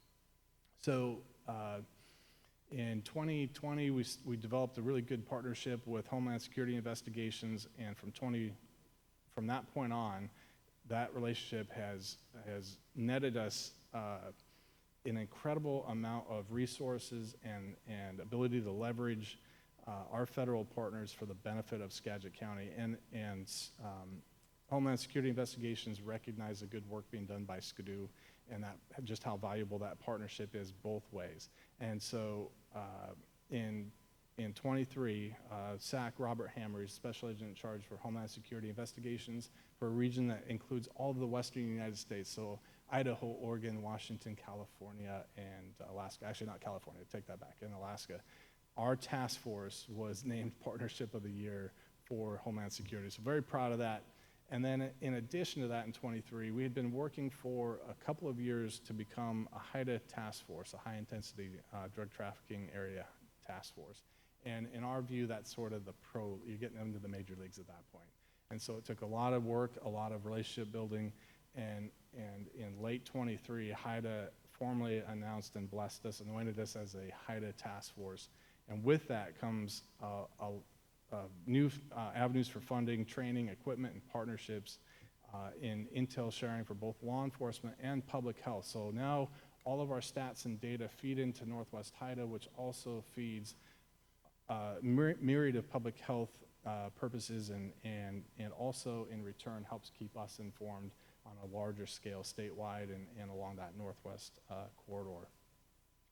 Lastly, in 2023, SCADU partnered with 24 law enforcement agencies across the state and nation, And again, we leverage that all for the benefit of safety here in Skagit County, trying to divert drugs before they reach our streets, and we are so appreciative of that, and really proud of the team for forging those relationships. So getting into our stats, as we get towards the end of the presentation, we conducted 61 investigations in 2023, made 18 arrests that were charged either state or federally. We seized over 500 pounds of drugs and 74 firearms. For our little task force, that is excellent work. I'm very proud of the team on that. From a trend standpoint, fentanyl seizures for us continue to increase, and probably most concerning at this point is that we continue to see an increase in powder seizures at an exponential rate. So we're seeing a doubling or tripling of fentanyl powder seizures, and we're still seeing an increase in the number of counterfeit pills containing fentanyl that we're seizing as well. Of the pills we seized, by DEA lab results, 550,000 of those contained a lethal dose of fentanyl. Street prices, in addition to that, continue to stay low in our region, so we're seeing pill prices in the dollar range per pill. There are some areas of the state and nation that are seeing those pill prices at $100 per pill. So that to us leads us to believe that we're still saturated here in the Pacific Northwest. So a little bit of good news, some areas of the U.S. Are starting to see some declines in overdose deaths. We are not, but I hope that, maybe that East Coast had a little bit of a head start in the fentanyl epidemic, and maybe we're starting to see things taper there on the East Coast, where on the West Coast we're still kind of in the upward trajectory there. Sinaloa has made the statement in 23 saying no more fentanyl. We're not gonna sell any more counterfeit pills containing fentanyl. There may be a tiny grain of truth in that, in the sense that we do keep hearing that fentanyl pills production may start to decline, but I would take that with a very tiny grain of salt, and so we'll continue to monitor that. Xylazine, for the first time in 23, we detected it in the drug supply, and it's still very, from our viewpoint, we don't encounter it a lot, at least in Skagit County, and so we continue to monitor that. For those who aren't familiar with xylazine, it is a large animal tranquilizer. It is nasty stuff to get hooked on, and from my viewpoint, it's a death sentence if you become hooked on xylazine. It is nasty stuff, and naloxone and Narcan will not counteract the effects of xylazine. So it's usually used as an adulterant to fentanyl or other drugs, but Narcan will not reverse an overdose effect if there's no xylazine overdose. What we're seeing is xylazine is usually added locally or regionally. It's not added by the cartels, so it's shipped in the mail, added to the supply, and then distributed out, but not by the cartels yet. A little bit on our stats. So on the left, the larger dark blue bars are methamphetamine. So methamphetamine is still dominant here in the county, and we're still seeing it in all of our seizures. Cocaine remains fairly stable, and that's kind of that darker sky blue. Fentanyl powder, we didn't detect any of it in 2021 in our seizures, 22 a little bit, and then 23 it's really starting to become more dominant. And then on the right are our pill seizures. So 2021, we see somewhere in the neighborhood of 330,000 counterfeit pills containing fentanyl. 22 was around 550,000, and we're just over 800,000 pills in 2023. So we're still seeing, at least from the seizure side, we're still seeing plenty of counterfeit pills containing fentanyl coming through our community. Last slide for me tonight. So for the Drug Task Force, is just a quick history on this.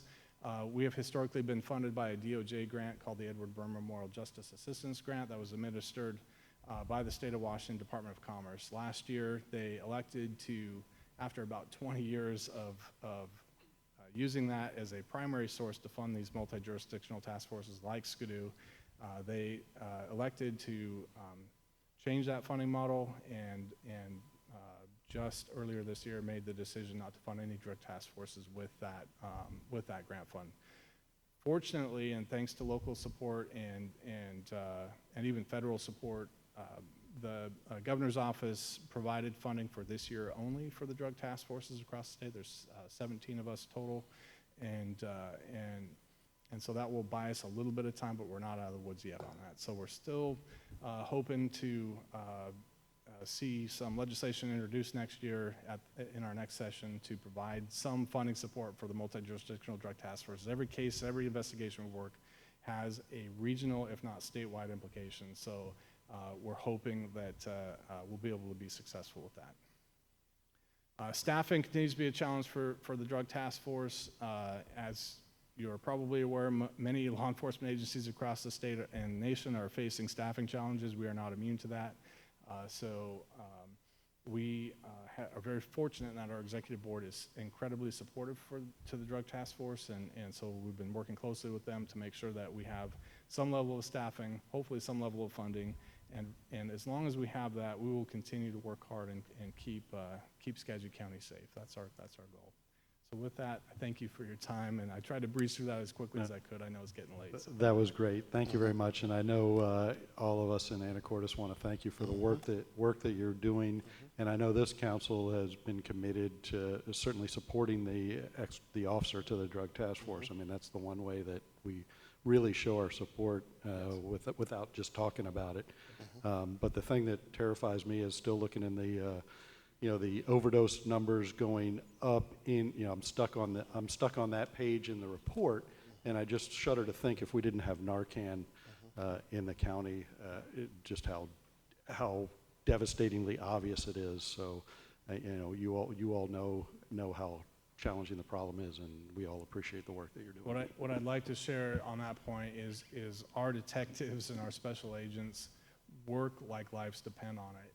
They're putting in long hours, and they are keenly aware that lives are quite literally at stake with some of this.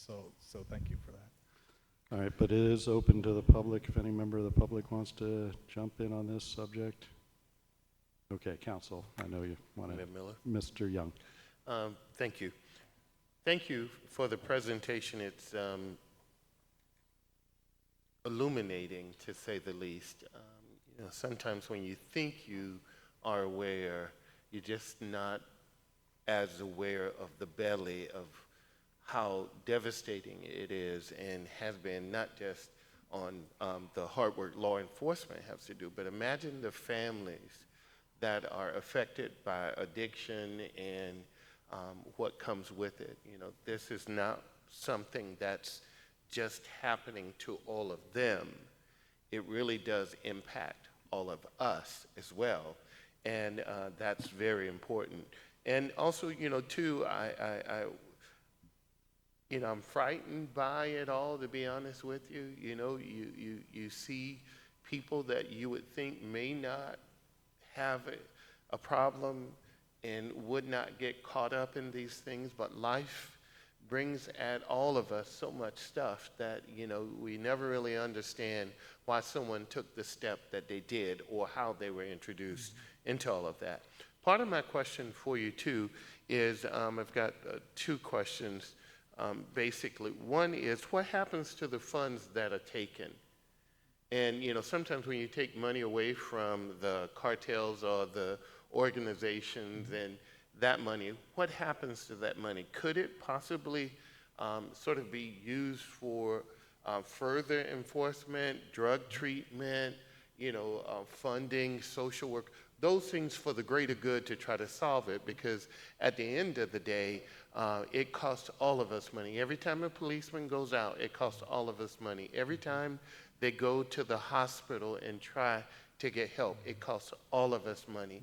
And so, those, in my view, B school, is that they're baked in many times. And so sometimes that investment we have to make to try to stem and support organizations that are doing the work, it's really already baked in. And I think we need to talk about that. So first, what happens to the money? And then secondly, is it that when the Department of Commerce, I think you said, the governor's office decided that they were going to fund those positions, was it or is it their view that possible duplications of services, meaning that for the hard work you guys do, the expectation is the chief and his staff to be able to pull that off. I guess what I'm trying to look at is that is it their fear, or is it something we still need to show that all of the law enforcement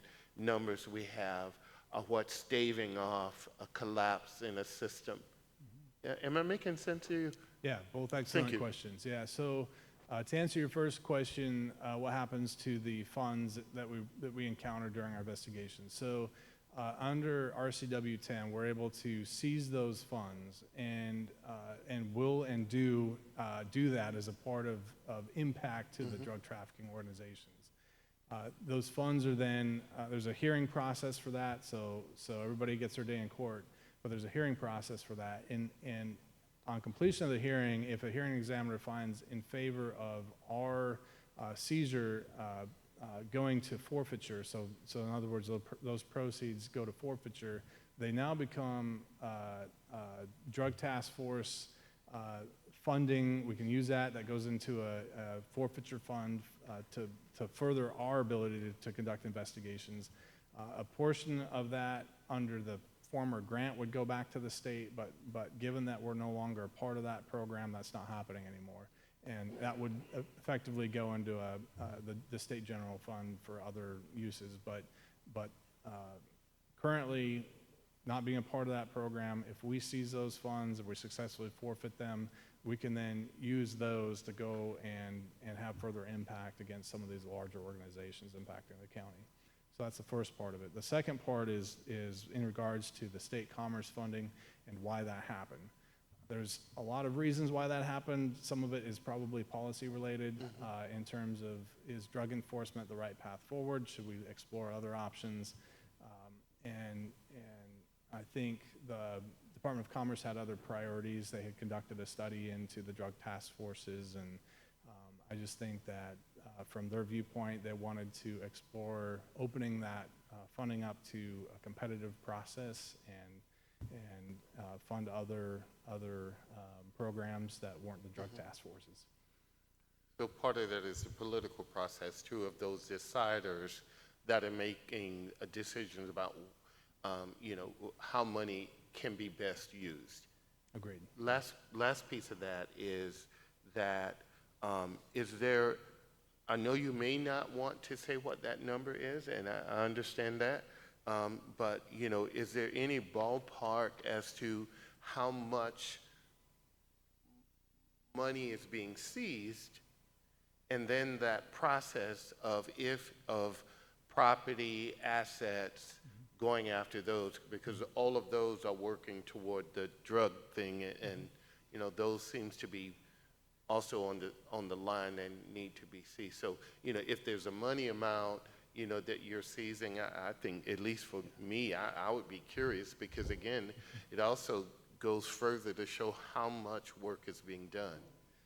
So the number is highly variable, and that honestly becomes a challenge if that's one of our only sources of funding is seizures. One year it could be next to nothing. Another year it could be a lot more than that. And so the number is extremely variable, and it can literally be just that. So I think, I have a little bit of an issue as a commander, just personally, this is my opinion more than anything else, but funding a task force by seizures only can beget other issues, I think, rather than funding it properly and not relying on seizures as a part of that. No, right? because I'm not advocating for that, because I actually believe that it's absolutely essential that we have money that we can depend on in order to do the work that we're doing. I was just curious if any of the seized money could be used for other purposes of people affected by human trafficking or, drug treatment, any of that. That's what I was curious about. There's some limitations under RCW 10 to how we can use those funds, and typically it has to be related to some level of drug enforcement activity. That's usually where that limitation comes in. Mayor Miller. Mr. Walters. Thank you for the presentation. I don't really have any questions, just wanted to address a couple of these points. The civil forfeitures sometimes do ebb and flow, right? But if you get a lot of civil forfeitures, all of a sudden you got to dedicate more resources to process the civil forfeitures. That's right. And then if you don't dedicate those resources, they sit, and some of these forfeitures are vehicles, they sit and they rot. Yeah. And then they lose value. I know this because I was a prosecutor. I helped Miss Johnson clean Yes. up some of the backlog a number of years ago. So that is kind of, I guess not a double-edged sword, but it's problematic to rely on it, and it creates some perverse incentives too. The other thing though, and this gets a little bit as well to something Mr. Young was saying, is that there's certainly a perception in some segments that we need to combat drug use with drug treatment. And we absolutely do. I'm very sympathetic to that view. What I'm not sympathetic to is the view that there is a one solution to a very complex problem. And the work that Skidoo is doing here is an essential component of attacking this problem, because you could not replace the work that Skidoo is doing with drug treatment alone, because these are not people that are necessarily even motivated by their use or addiction to drugs. And they may not be addicted to drugs. Yeah. They may be addicted to money or violence, and it's really important work that I'm glad that we are supporting through our addition of the officer to the task force. And it's work that we've got to continue one way or another. So I guess that one of our asks here is for us to continue to support through our legislative priorities money for the task force going forward. But in the absence of that, we still have to keep it in business. And I don't know how that shakes out. I don't know whether you get the money from the legislature or federally or not, but if not, please be back in touch. Let's talk more about it. Outstanding, thank you. Yeah, the Drug Task Force, it does take a holistic approach, and I know my partners from Skagit County Public Health are here, and it does take that cross-collaboration and making sure everybody's got a good picture of what's going on and how to address that.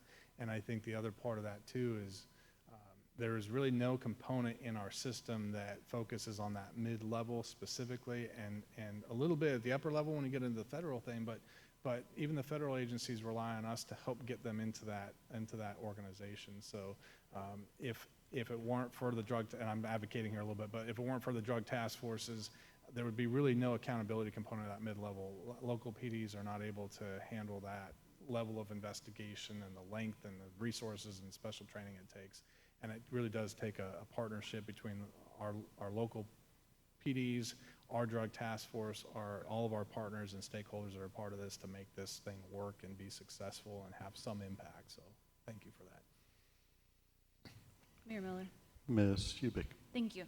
I have a real quick question. So the story about the pastor with the 37 plus guns that were found in his house, do y'all ever track or have any statistics on how many of those guns were actually legally purchased? Is that any information that's kept somewhere or that can be shared? Yes, it is. Okay.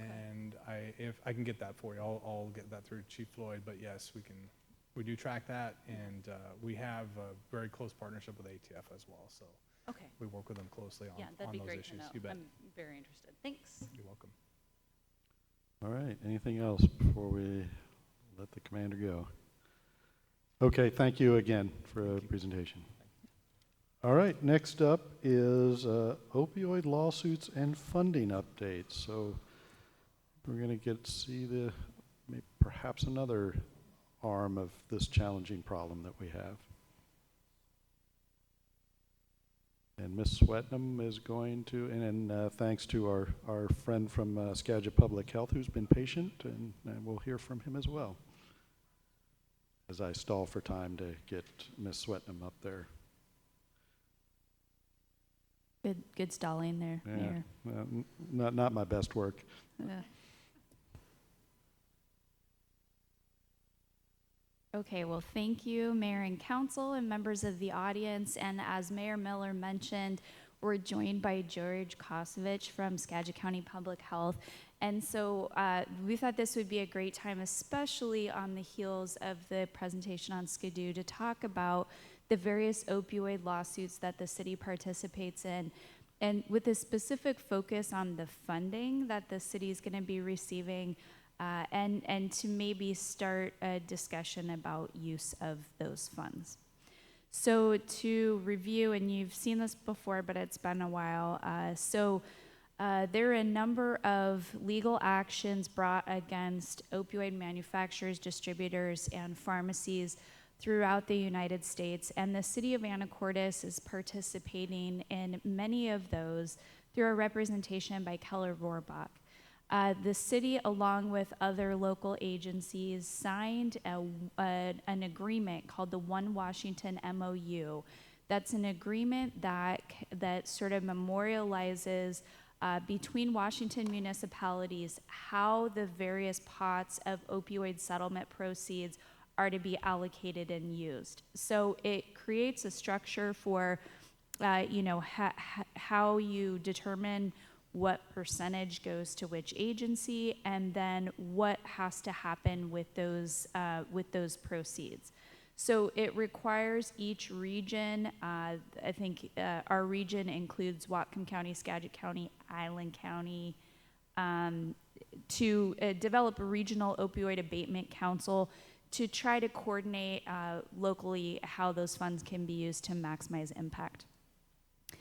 So the other kind of big piece of the agreement is how the proceeds can be used. And one of those areas is for treatment. So allowed uses include treating opioid use disorder, supporting individuals in treatment and recovery, connections to care to get people connected to the help that they need, to address needs of folks that are involved in the criminal justice system, and address the needs of pregnant or parenting women and their families, including babies with neonatal abstinence syndrome. The proceeds can also be used for prevention. So, various programs to prevent overprescribing and ensure appropriate prescribing and dispensing of opioids, to prevent the misuse of opioids, to prevent overdose deaths and other harms. And there are also other strategies that are allowed to be used with the proceeds, specifically first responders, so law enforcement expenditures related to opioids, education, leadership, planning, and coordination, like local planning, local tracking, building infrastructure to do those types of things, staff resources, and then training and research. So to recap the various settlements that the city's been a part of, the first one that the city entered into, along with all of the other municipalities through the state of Washington, was Washington settled with 3 main distributors for $518 million. And that One Washington MOU kind of established a 50-50 split between the state and the local jurisdictions. There are 37 local plaintiffs, plus 88 additional local governments with populations over $10,000 who joined that settlement. Again, that One Washington MOU governs how those proceeds get distributed and spent.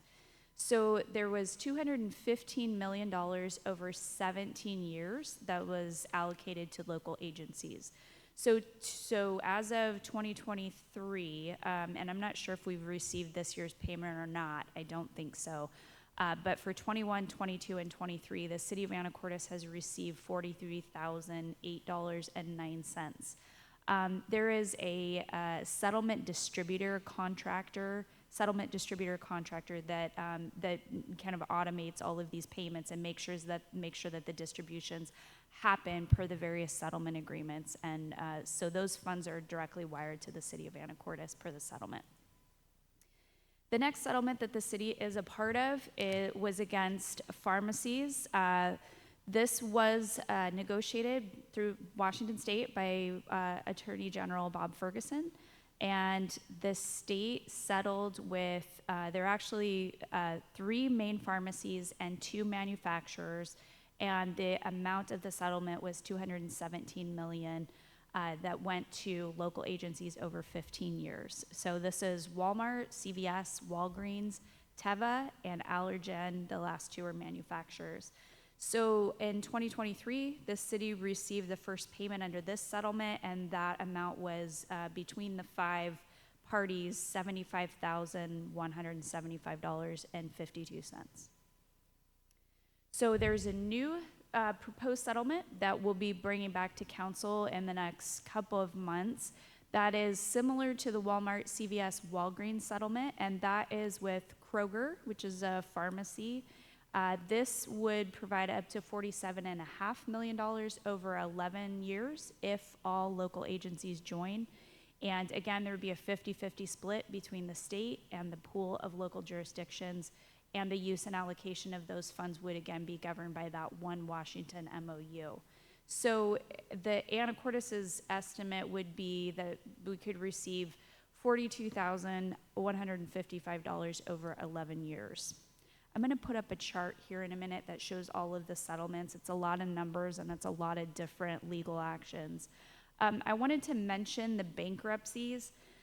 So the city is represented by Keller Rohrbach again in a number of bankruptcy proceedings. So the first one was Insys, which is a distributor, Purdue, which is also a distributor, Mallinckrodt, a distributor, Endo, another distributor, and Rite Aid, bankruptcy filing by Rite Aid is just in the beginning phases of that.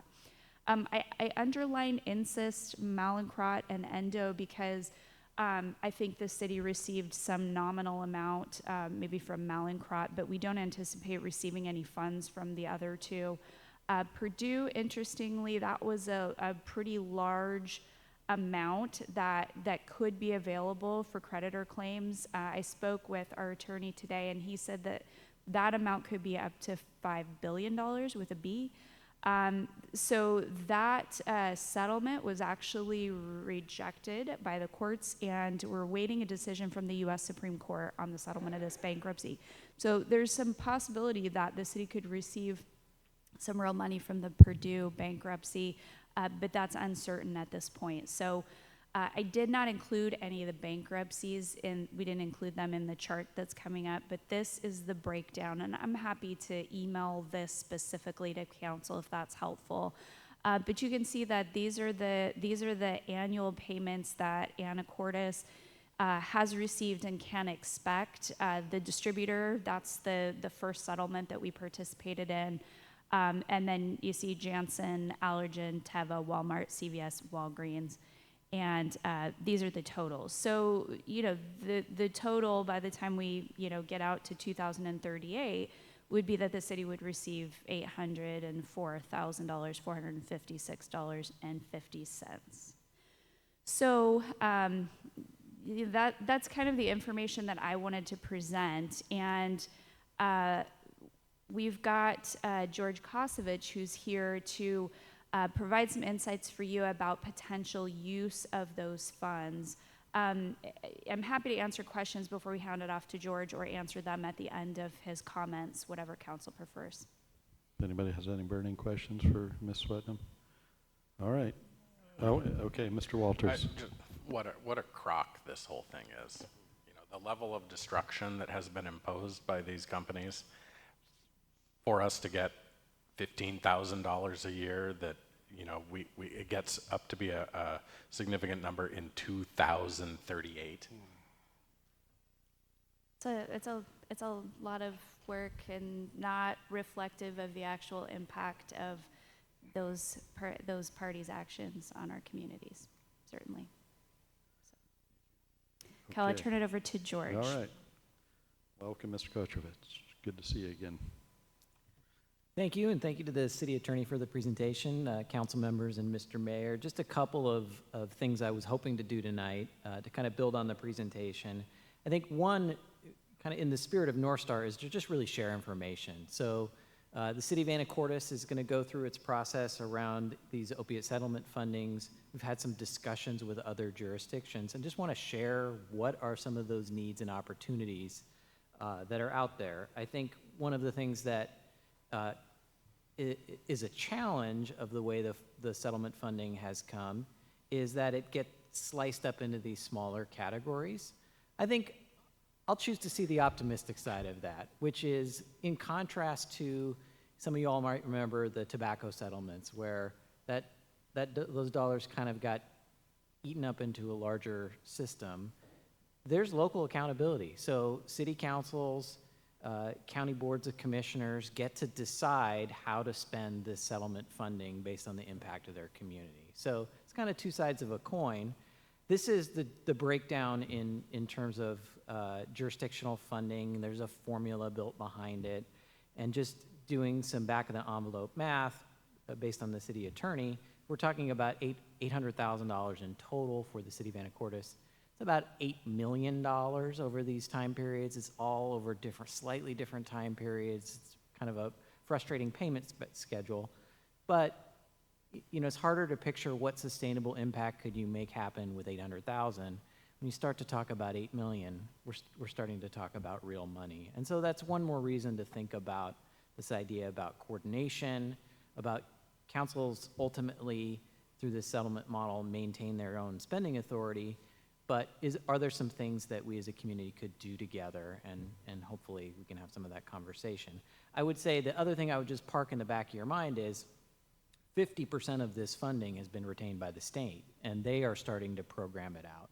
So we also want to keep in mind where is the Department of Health and the state programming those dollars and not duplicate.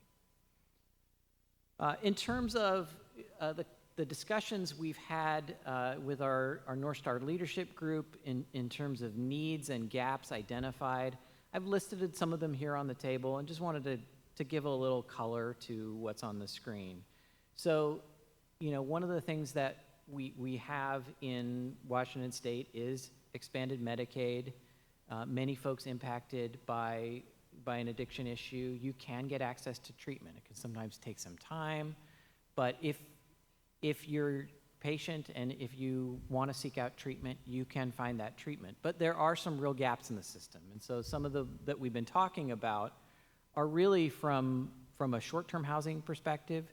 So we have one publicly funded or one detox system in Skagit County that will take people on public insurance. If you get in there, it happens to be in Burlington, you can detox off of fentanyl or opiates, and you might have a gap when your inpatient bed opens. And that's a real challenge for somebody going through a treatment. You're now out of the immediate pull of that substance, but you're pretty vulnerable. You haven't gone through a structured treatment program.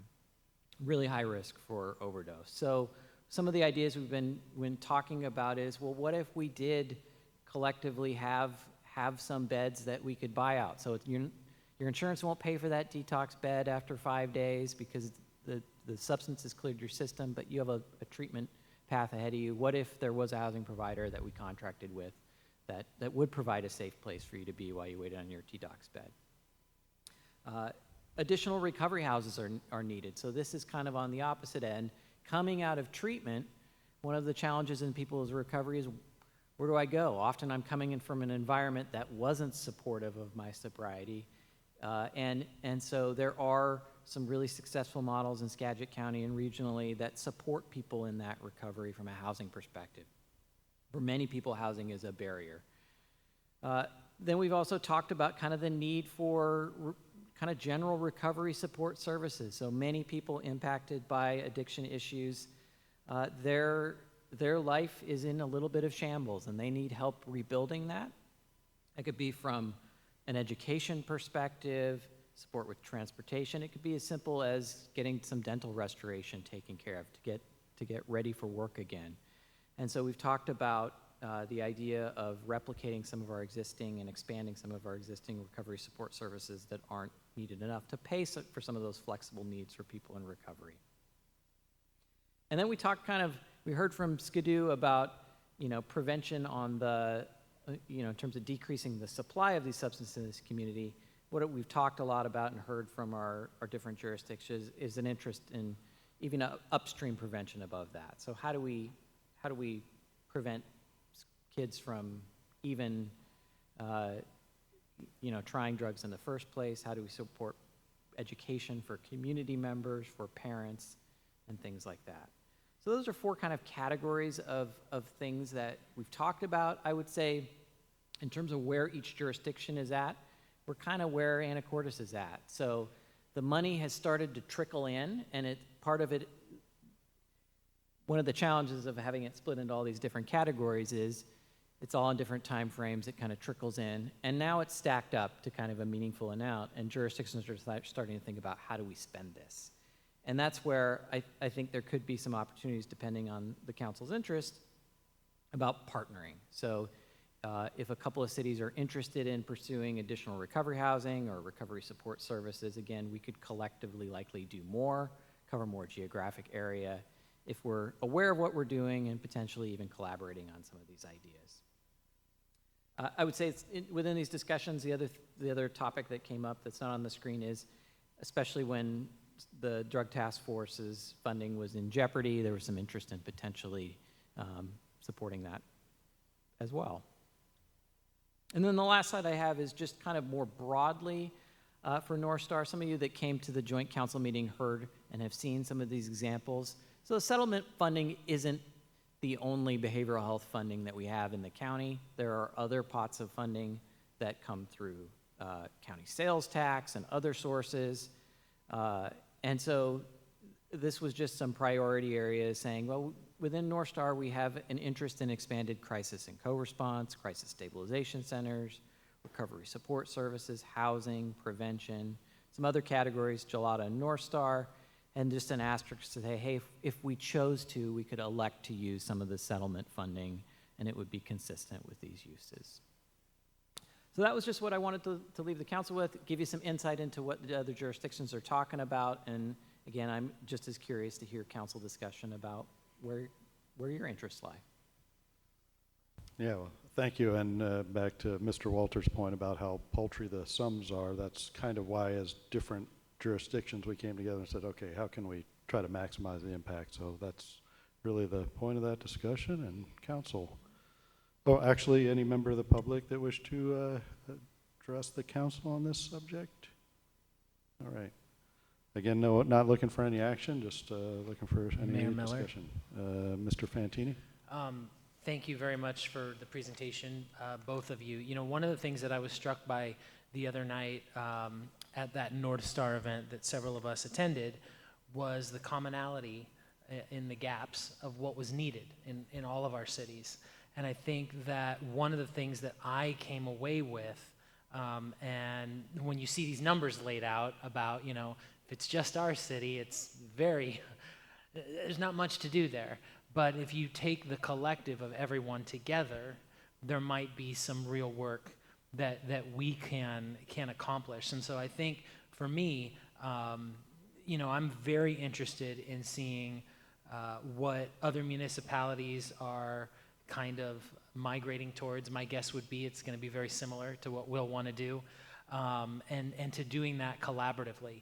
Because I do think the only way that we're going to have an impact with this level of funding is to do it collaboratively with other cities. So I'm really interested to stay in the loop of that, see how that works. Because I know, and we heard it the other night, I know a few of us were there, all the problems, all the gaps seem to be the same in all of our cities. So again, thank you for the presentation. Mayor Miller? Mr. Walters? Mr.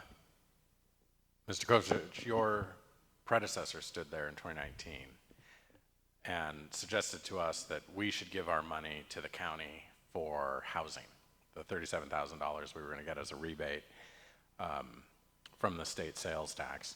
And despite what people's recollections may be, I was actually supportive of that, because what would we do with $37,000? We took another approach at that time, which was to run a sales tax measure that passed and got us a lot more money, like a really significantly a larger amount of money that we could actually do something with. But that option isn't here before us today. And so I am also supportive of providing this money to other entities that have more money that can actually make a difference, whether that's the county or, you know, some other entity, whoever else that needs it, that can pitch it to us, and that makes sense for Anacortes and for Skagit County. I think that as a general matter, if you try to establish some government program and then don't give it enough money, it is actually more likely to be wasted. if you don't fund the program enough, it's just not enough money to do anything with. So I am supportive generally of sharing this money and making progress regionally. And I think that we should go a little bit farther than what Mr. Fantini suggested and lobby the other cities to do that as well. The alternative here is not for some people to opt in and some people, it's for everybody to opt in to a shared system. And there should be accountability associated with that, so I think that there should be a concrete proposal for how to spend the money, and then we should opt in that way, but we should all opt in at once. And I'm very supportive of talking to whoever else is necessary in other cities about that concept.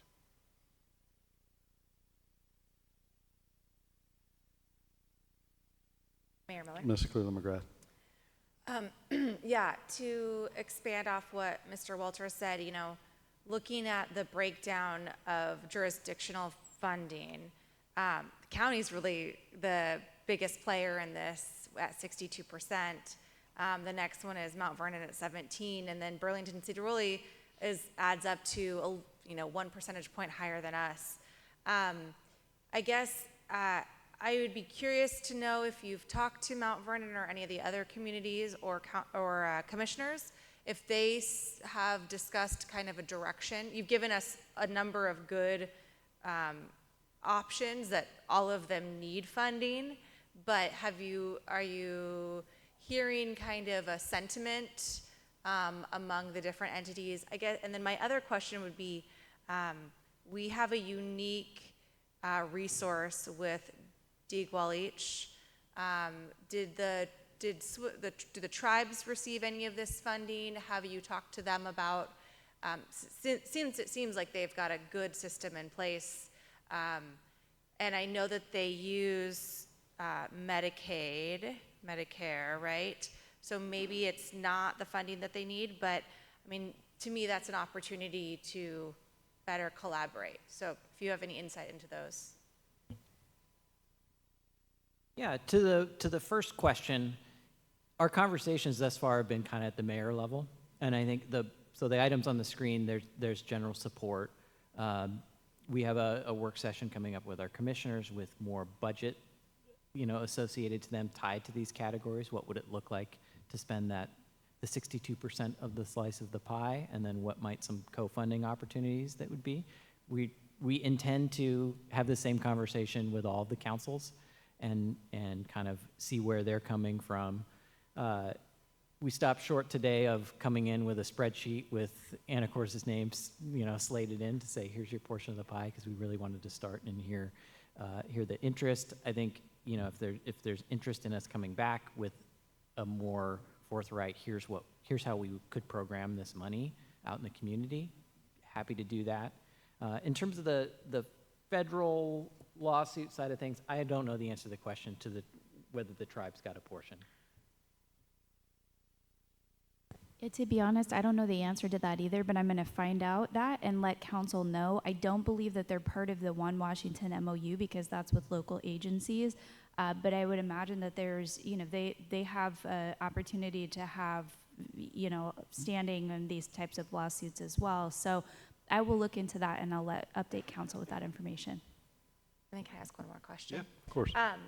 You said that we have a potential for about $8 million for the entire county, but that the state held back 50%. So is the $8 million actually going to come to us, or are we getting $4 million?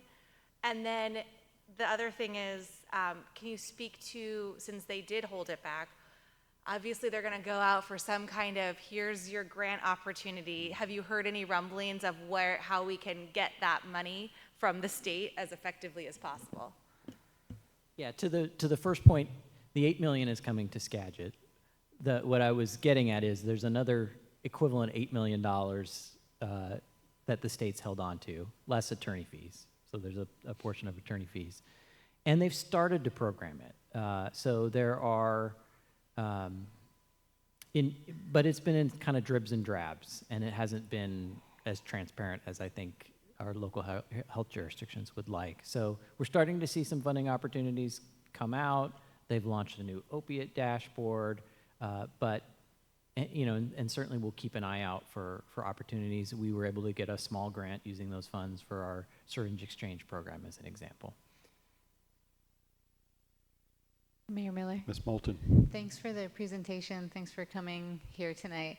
And one of the things I anecdotally hear is, I mean, we obviously need all of these things on the list, but that when someone's coming out of recovery, I just hear again and again, they go, where do they go? So housing, as we know, is a huge emergency. So I think that will be explored. And $8 million is significant, and I don't know if this is an initiative, if this could be part of North Star conversations, if that's a place to sort of vet some of these ideas before bringing more details back to council, if there's a place for that in that format or not. It seems like a potential fit. Well, I'm gonna jump in there. That's absolutely why George is here. When he mentioned the mayors, it was the discussion at North Star, and that's so music to our ears, because we want to involve obviously the council in it, because you all have the authority of the purse strings. But yeah, getting these ideas out there, so perhaps we can take them back and refine them and try to figure out the greatest need. But because I think that's my, what I would like to do is figure out, the greatest need in the North Star, in the context of the North Star, because that's what we've been working on, and then be able to come back to you all with the more detailed ask. But we didn't want to keep this, I certainly didn't want to keep this information secret, because it's starting to become, it's not the right amount of money, but it is real money. Yeah, and I do appreciate this, so thank you. I personally would be in support of sharing our money with a larger group for it to be more effective and do more good. And it gives me an opportunity to say that to not have to always say that our 1406 and 1590 money has already been obligated by our forward-thinking council. Again, that's not a bad thing, but that's kind of how North Star came about. Was the other folks hadn't quite figured out exactly what to do with those types of funds. So this is a good opportunity for us to get in on the ground floor of figuring it out together. Mr. Walters. So it's $8 million, but that's still $8 million over 15 years. So it's still not very much money. I mean, 8 million starts to sound like money, but then divided by 15. So to put a little finer point on it, I would like county or public health to propose a relatively simple use of the money, not like we're going to spread it between 15 different things. And so that we can have some accountability mechanism. We know that this money went here, and we can tell our constituents this is where it went, not to 15 things, but to 1 or 2 things. And then we can point to those as success stories at the end of the day. That's what I think would be most palatable, at least for me. Mayor Miller? Mr. Young? No, just wanted to echo the sentiment of my fellow council members. For me, I'm looking, every single dime matters. It does. We already don't have enough, and to do all the things that we need to do. So, the proposal, bringing forward ideas for how it could be used.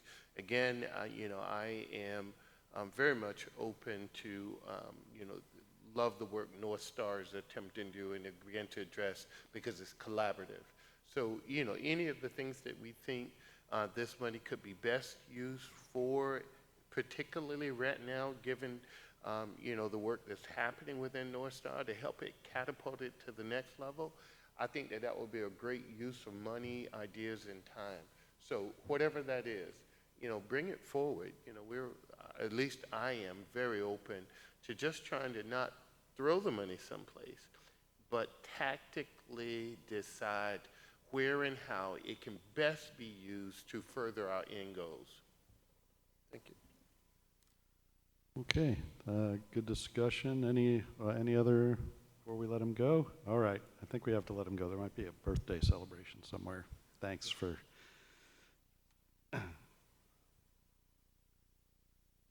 All right, thank you very much, and we will move on to item number 7C. This is ordinance 4082, Transportation Improvement Plan. As you recall, we went through this last week, and this is our second read on this one. So Mr. Rayum is already opening up his PowerPoint. Mr. Rayum. There it is. Good evening, Mayor and Council. Before you tonight is ordinance number 4082, and which will adopt the 2025 through 2030 Transportation Improvement Plan. RCW 3577010 requires cities to annually adopt a transportation improvement plan by July 1, with the City Council holding a public hearing, which you did last week, and approving the ordinance. The grant funding from the state and federal grant opportunities all require a annually adopted transportation improvement plan. And I was just going to leave it at that and see if council had any questions. This is the second read per your protocol manual to adopt an ordinance. And as you recall, we did close the public hearing last week, but council, anything that came up between then and now? Mayor Miller. Mr. Walters. I wasn't here last week, but we did discuss this a little bit in the Public Works Committee. It's mostly a regurgitation of the capital facilities plan projects, which is apparently how we were kind of accomplishing this in the past. 2 comments on 2 projects. First, 12th and K is in here, and it says, you know, intersection improvement, roundabout, right in, right out. I don't know that we need to change any of the description in the project, but I do not think that we can do a roundabout there. I don't think that we have the money to do that. I would hope Public Works would do anything other than bring us an expensive intersection improvement. You know, things that involve signs and some analysis are cheap. Things that involve this kind of construction is not something I think we can afford. And then the only other project that I would comment on is the extension of Kansas. I think we all recognize that that's an important connection, especially to handle the additional traffic coming down the hill from Rock Ridge, and arguably should have been done concomitant with the development of Rock Ridge. But I also think we need to make sure that's a safe street at the time that we're doing it, and really a complete street. And we have goals and policies and a code chapter about complete streets. And so I think that one will be more expensive and should be more expensive in order to achieve a safe corridor there, and a corridor that conveys traffic effectively without running it through the neighborhood like it's currently running, but doesn't create safety problems that are otherwise avoidable. So I just, again, I don't think that we need a change to the document, but I just wanted to put that on the record as something that we need to be taking into account as we move forward in developing that project. Any other questions? Mayor Miller. Ms. Cleland McGrath. Thank you. The one that I was just kind of had in the back of my head was R Avenue, right? And the connection between R and 30th looped around up to 32nd when that happened. So where does that kind of fall in? Is that part of the R Avenue finishing up that project, or would it be in here? Kind of where does that fall in your punch list? So that project is 90% design. It's not in your CFP. So that's why I didn't include it in this transportation improvement plan. Okay, so it's not in this, it wasn't in the CFP. Was it just part of the R Avenue update then when we realized that it was going to be an impact? It should have been its own project. It should be listed like R Avenue Phase 2, I think it is. Phase 1 was the one we just did. Okay. And so my intention is to, as part of the transportation master plan, point that out, that was a project that was on your books. It's currently not. And if you want to add it, we can at the CFP process this year. Okay. Cool. And so if we're at 90%, are we thinking we're going to design? Do we have a date that we're thinking we can get it actually constructed? Do we have a timeline for that? We don't even have the funding for it. Okay. So we would love to build it. The plan set will be good next year too. Okay. But yeah, it should be, it's something we'd like to add. Okay. We don't need to add it right now. Is this a good point to mention that you're working on a transportation master plan? I could run over that whole speech again too. There's a transportation master plan we're going to be doing this summer. We're going to get it right. Yeah, so, And that makes make sense. this process flow easier. Sorry. Oh, Go ahead. totally. And I'm not saying it has to be on this one. I just know that that's something that when we talked about the R Avenue and the impact it would have, that we wanted to see that done sooner than later. So. Mayor Miller. Mr. Fantini. Just kind of to Ms. Kubik's point last week, this is kind of a living, breathing document for us. This isn't like the defining, this is it. There's still opportunities for us, I'm assuming, when the capital facilities plan comes. When might that be, by the way? That's part of your budgeting process. Okay. So it'll be something we should work on ahead of time. That's why we're doing these master plans, to kind of give you a better background on what should be in your capital facilities plan every year for the next 20 years. There's nothing in the RCW that says we can't have a TIP earlier. So if you wanted to adopt a TIP earlier, you don't have to wait till the deadline like we did this year. It has to be done by July 1 of every year, but you could do it earlier. Okay, thank you. Yep. All right. Anything else? Mayor Miller. All right. Ooh, so that was simultaneous. Mr. Walters and then Ms. Cleveland McGrath. I move we approve ordinance 4082 as presented. Second. Okay, a motion by Mr. Walters and a second by Mr. Fantini. Any further discussion? Ms. Cleveland McGrath. Nope, you don't? Okay. Okay, all right. So a motion to approve ordinance 4082 by Mr. Walters and a second by Mr. Fantini. Mr. Hoagland. Mr. Young. Yes. Mr. Walters. Yes. Ms. Cleveland McGrath. Yes. Ms. Moulton. Yes. Mr. McDougall. Yes. Ms. Hubick. Yes. Mr. Fantini. Yes. Motion passes. Okay, next up is item 7D. This is a contract award. This is Generators Replacement Project. And Mr. Raham is already here with an awesome looking map. Ready to go. I heard you like maps, so we're going to do maps more. Okay, before you is a contract with Vecca Electrical and Technologies LLC in the amount of $282,000, can't read my own handwriting, $880.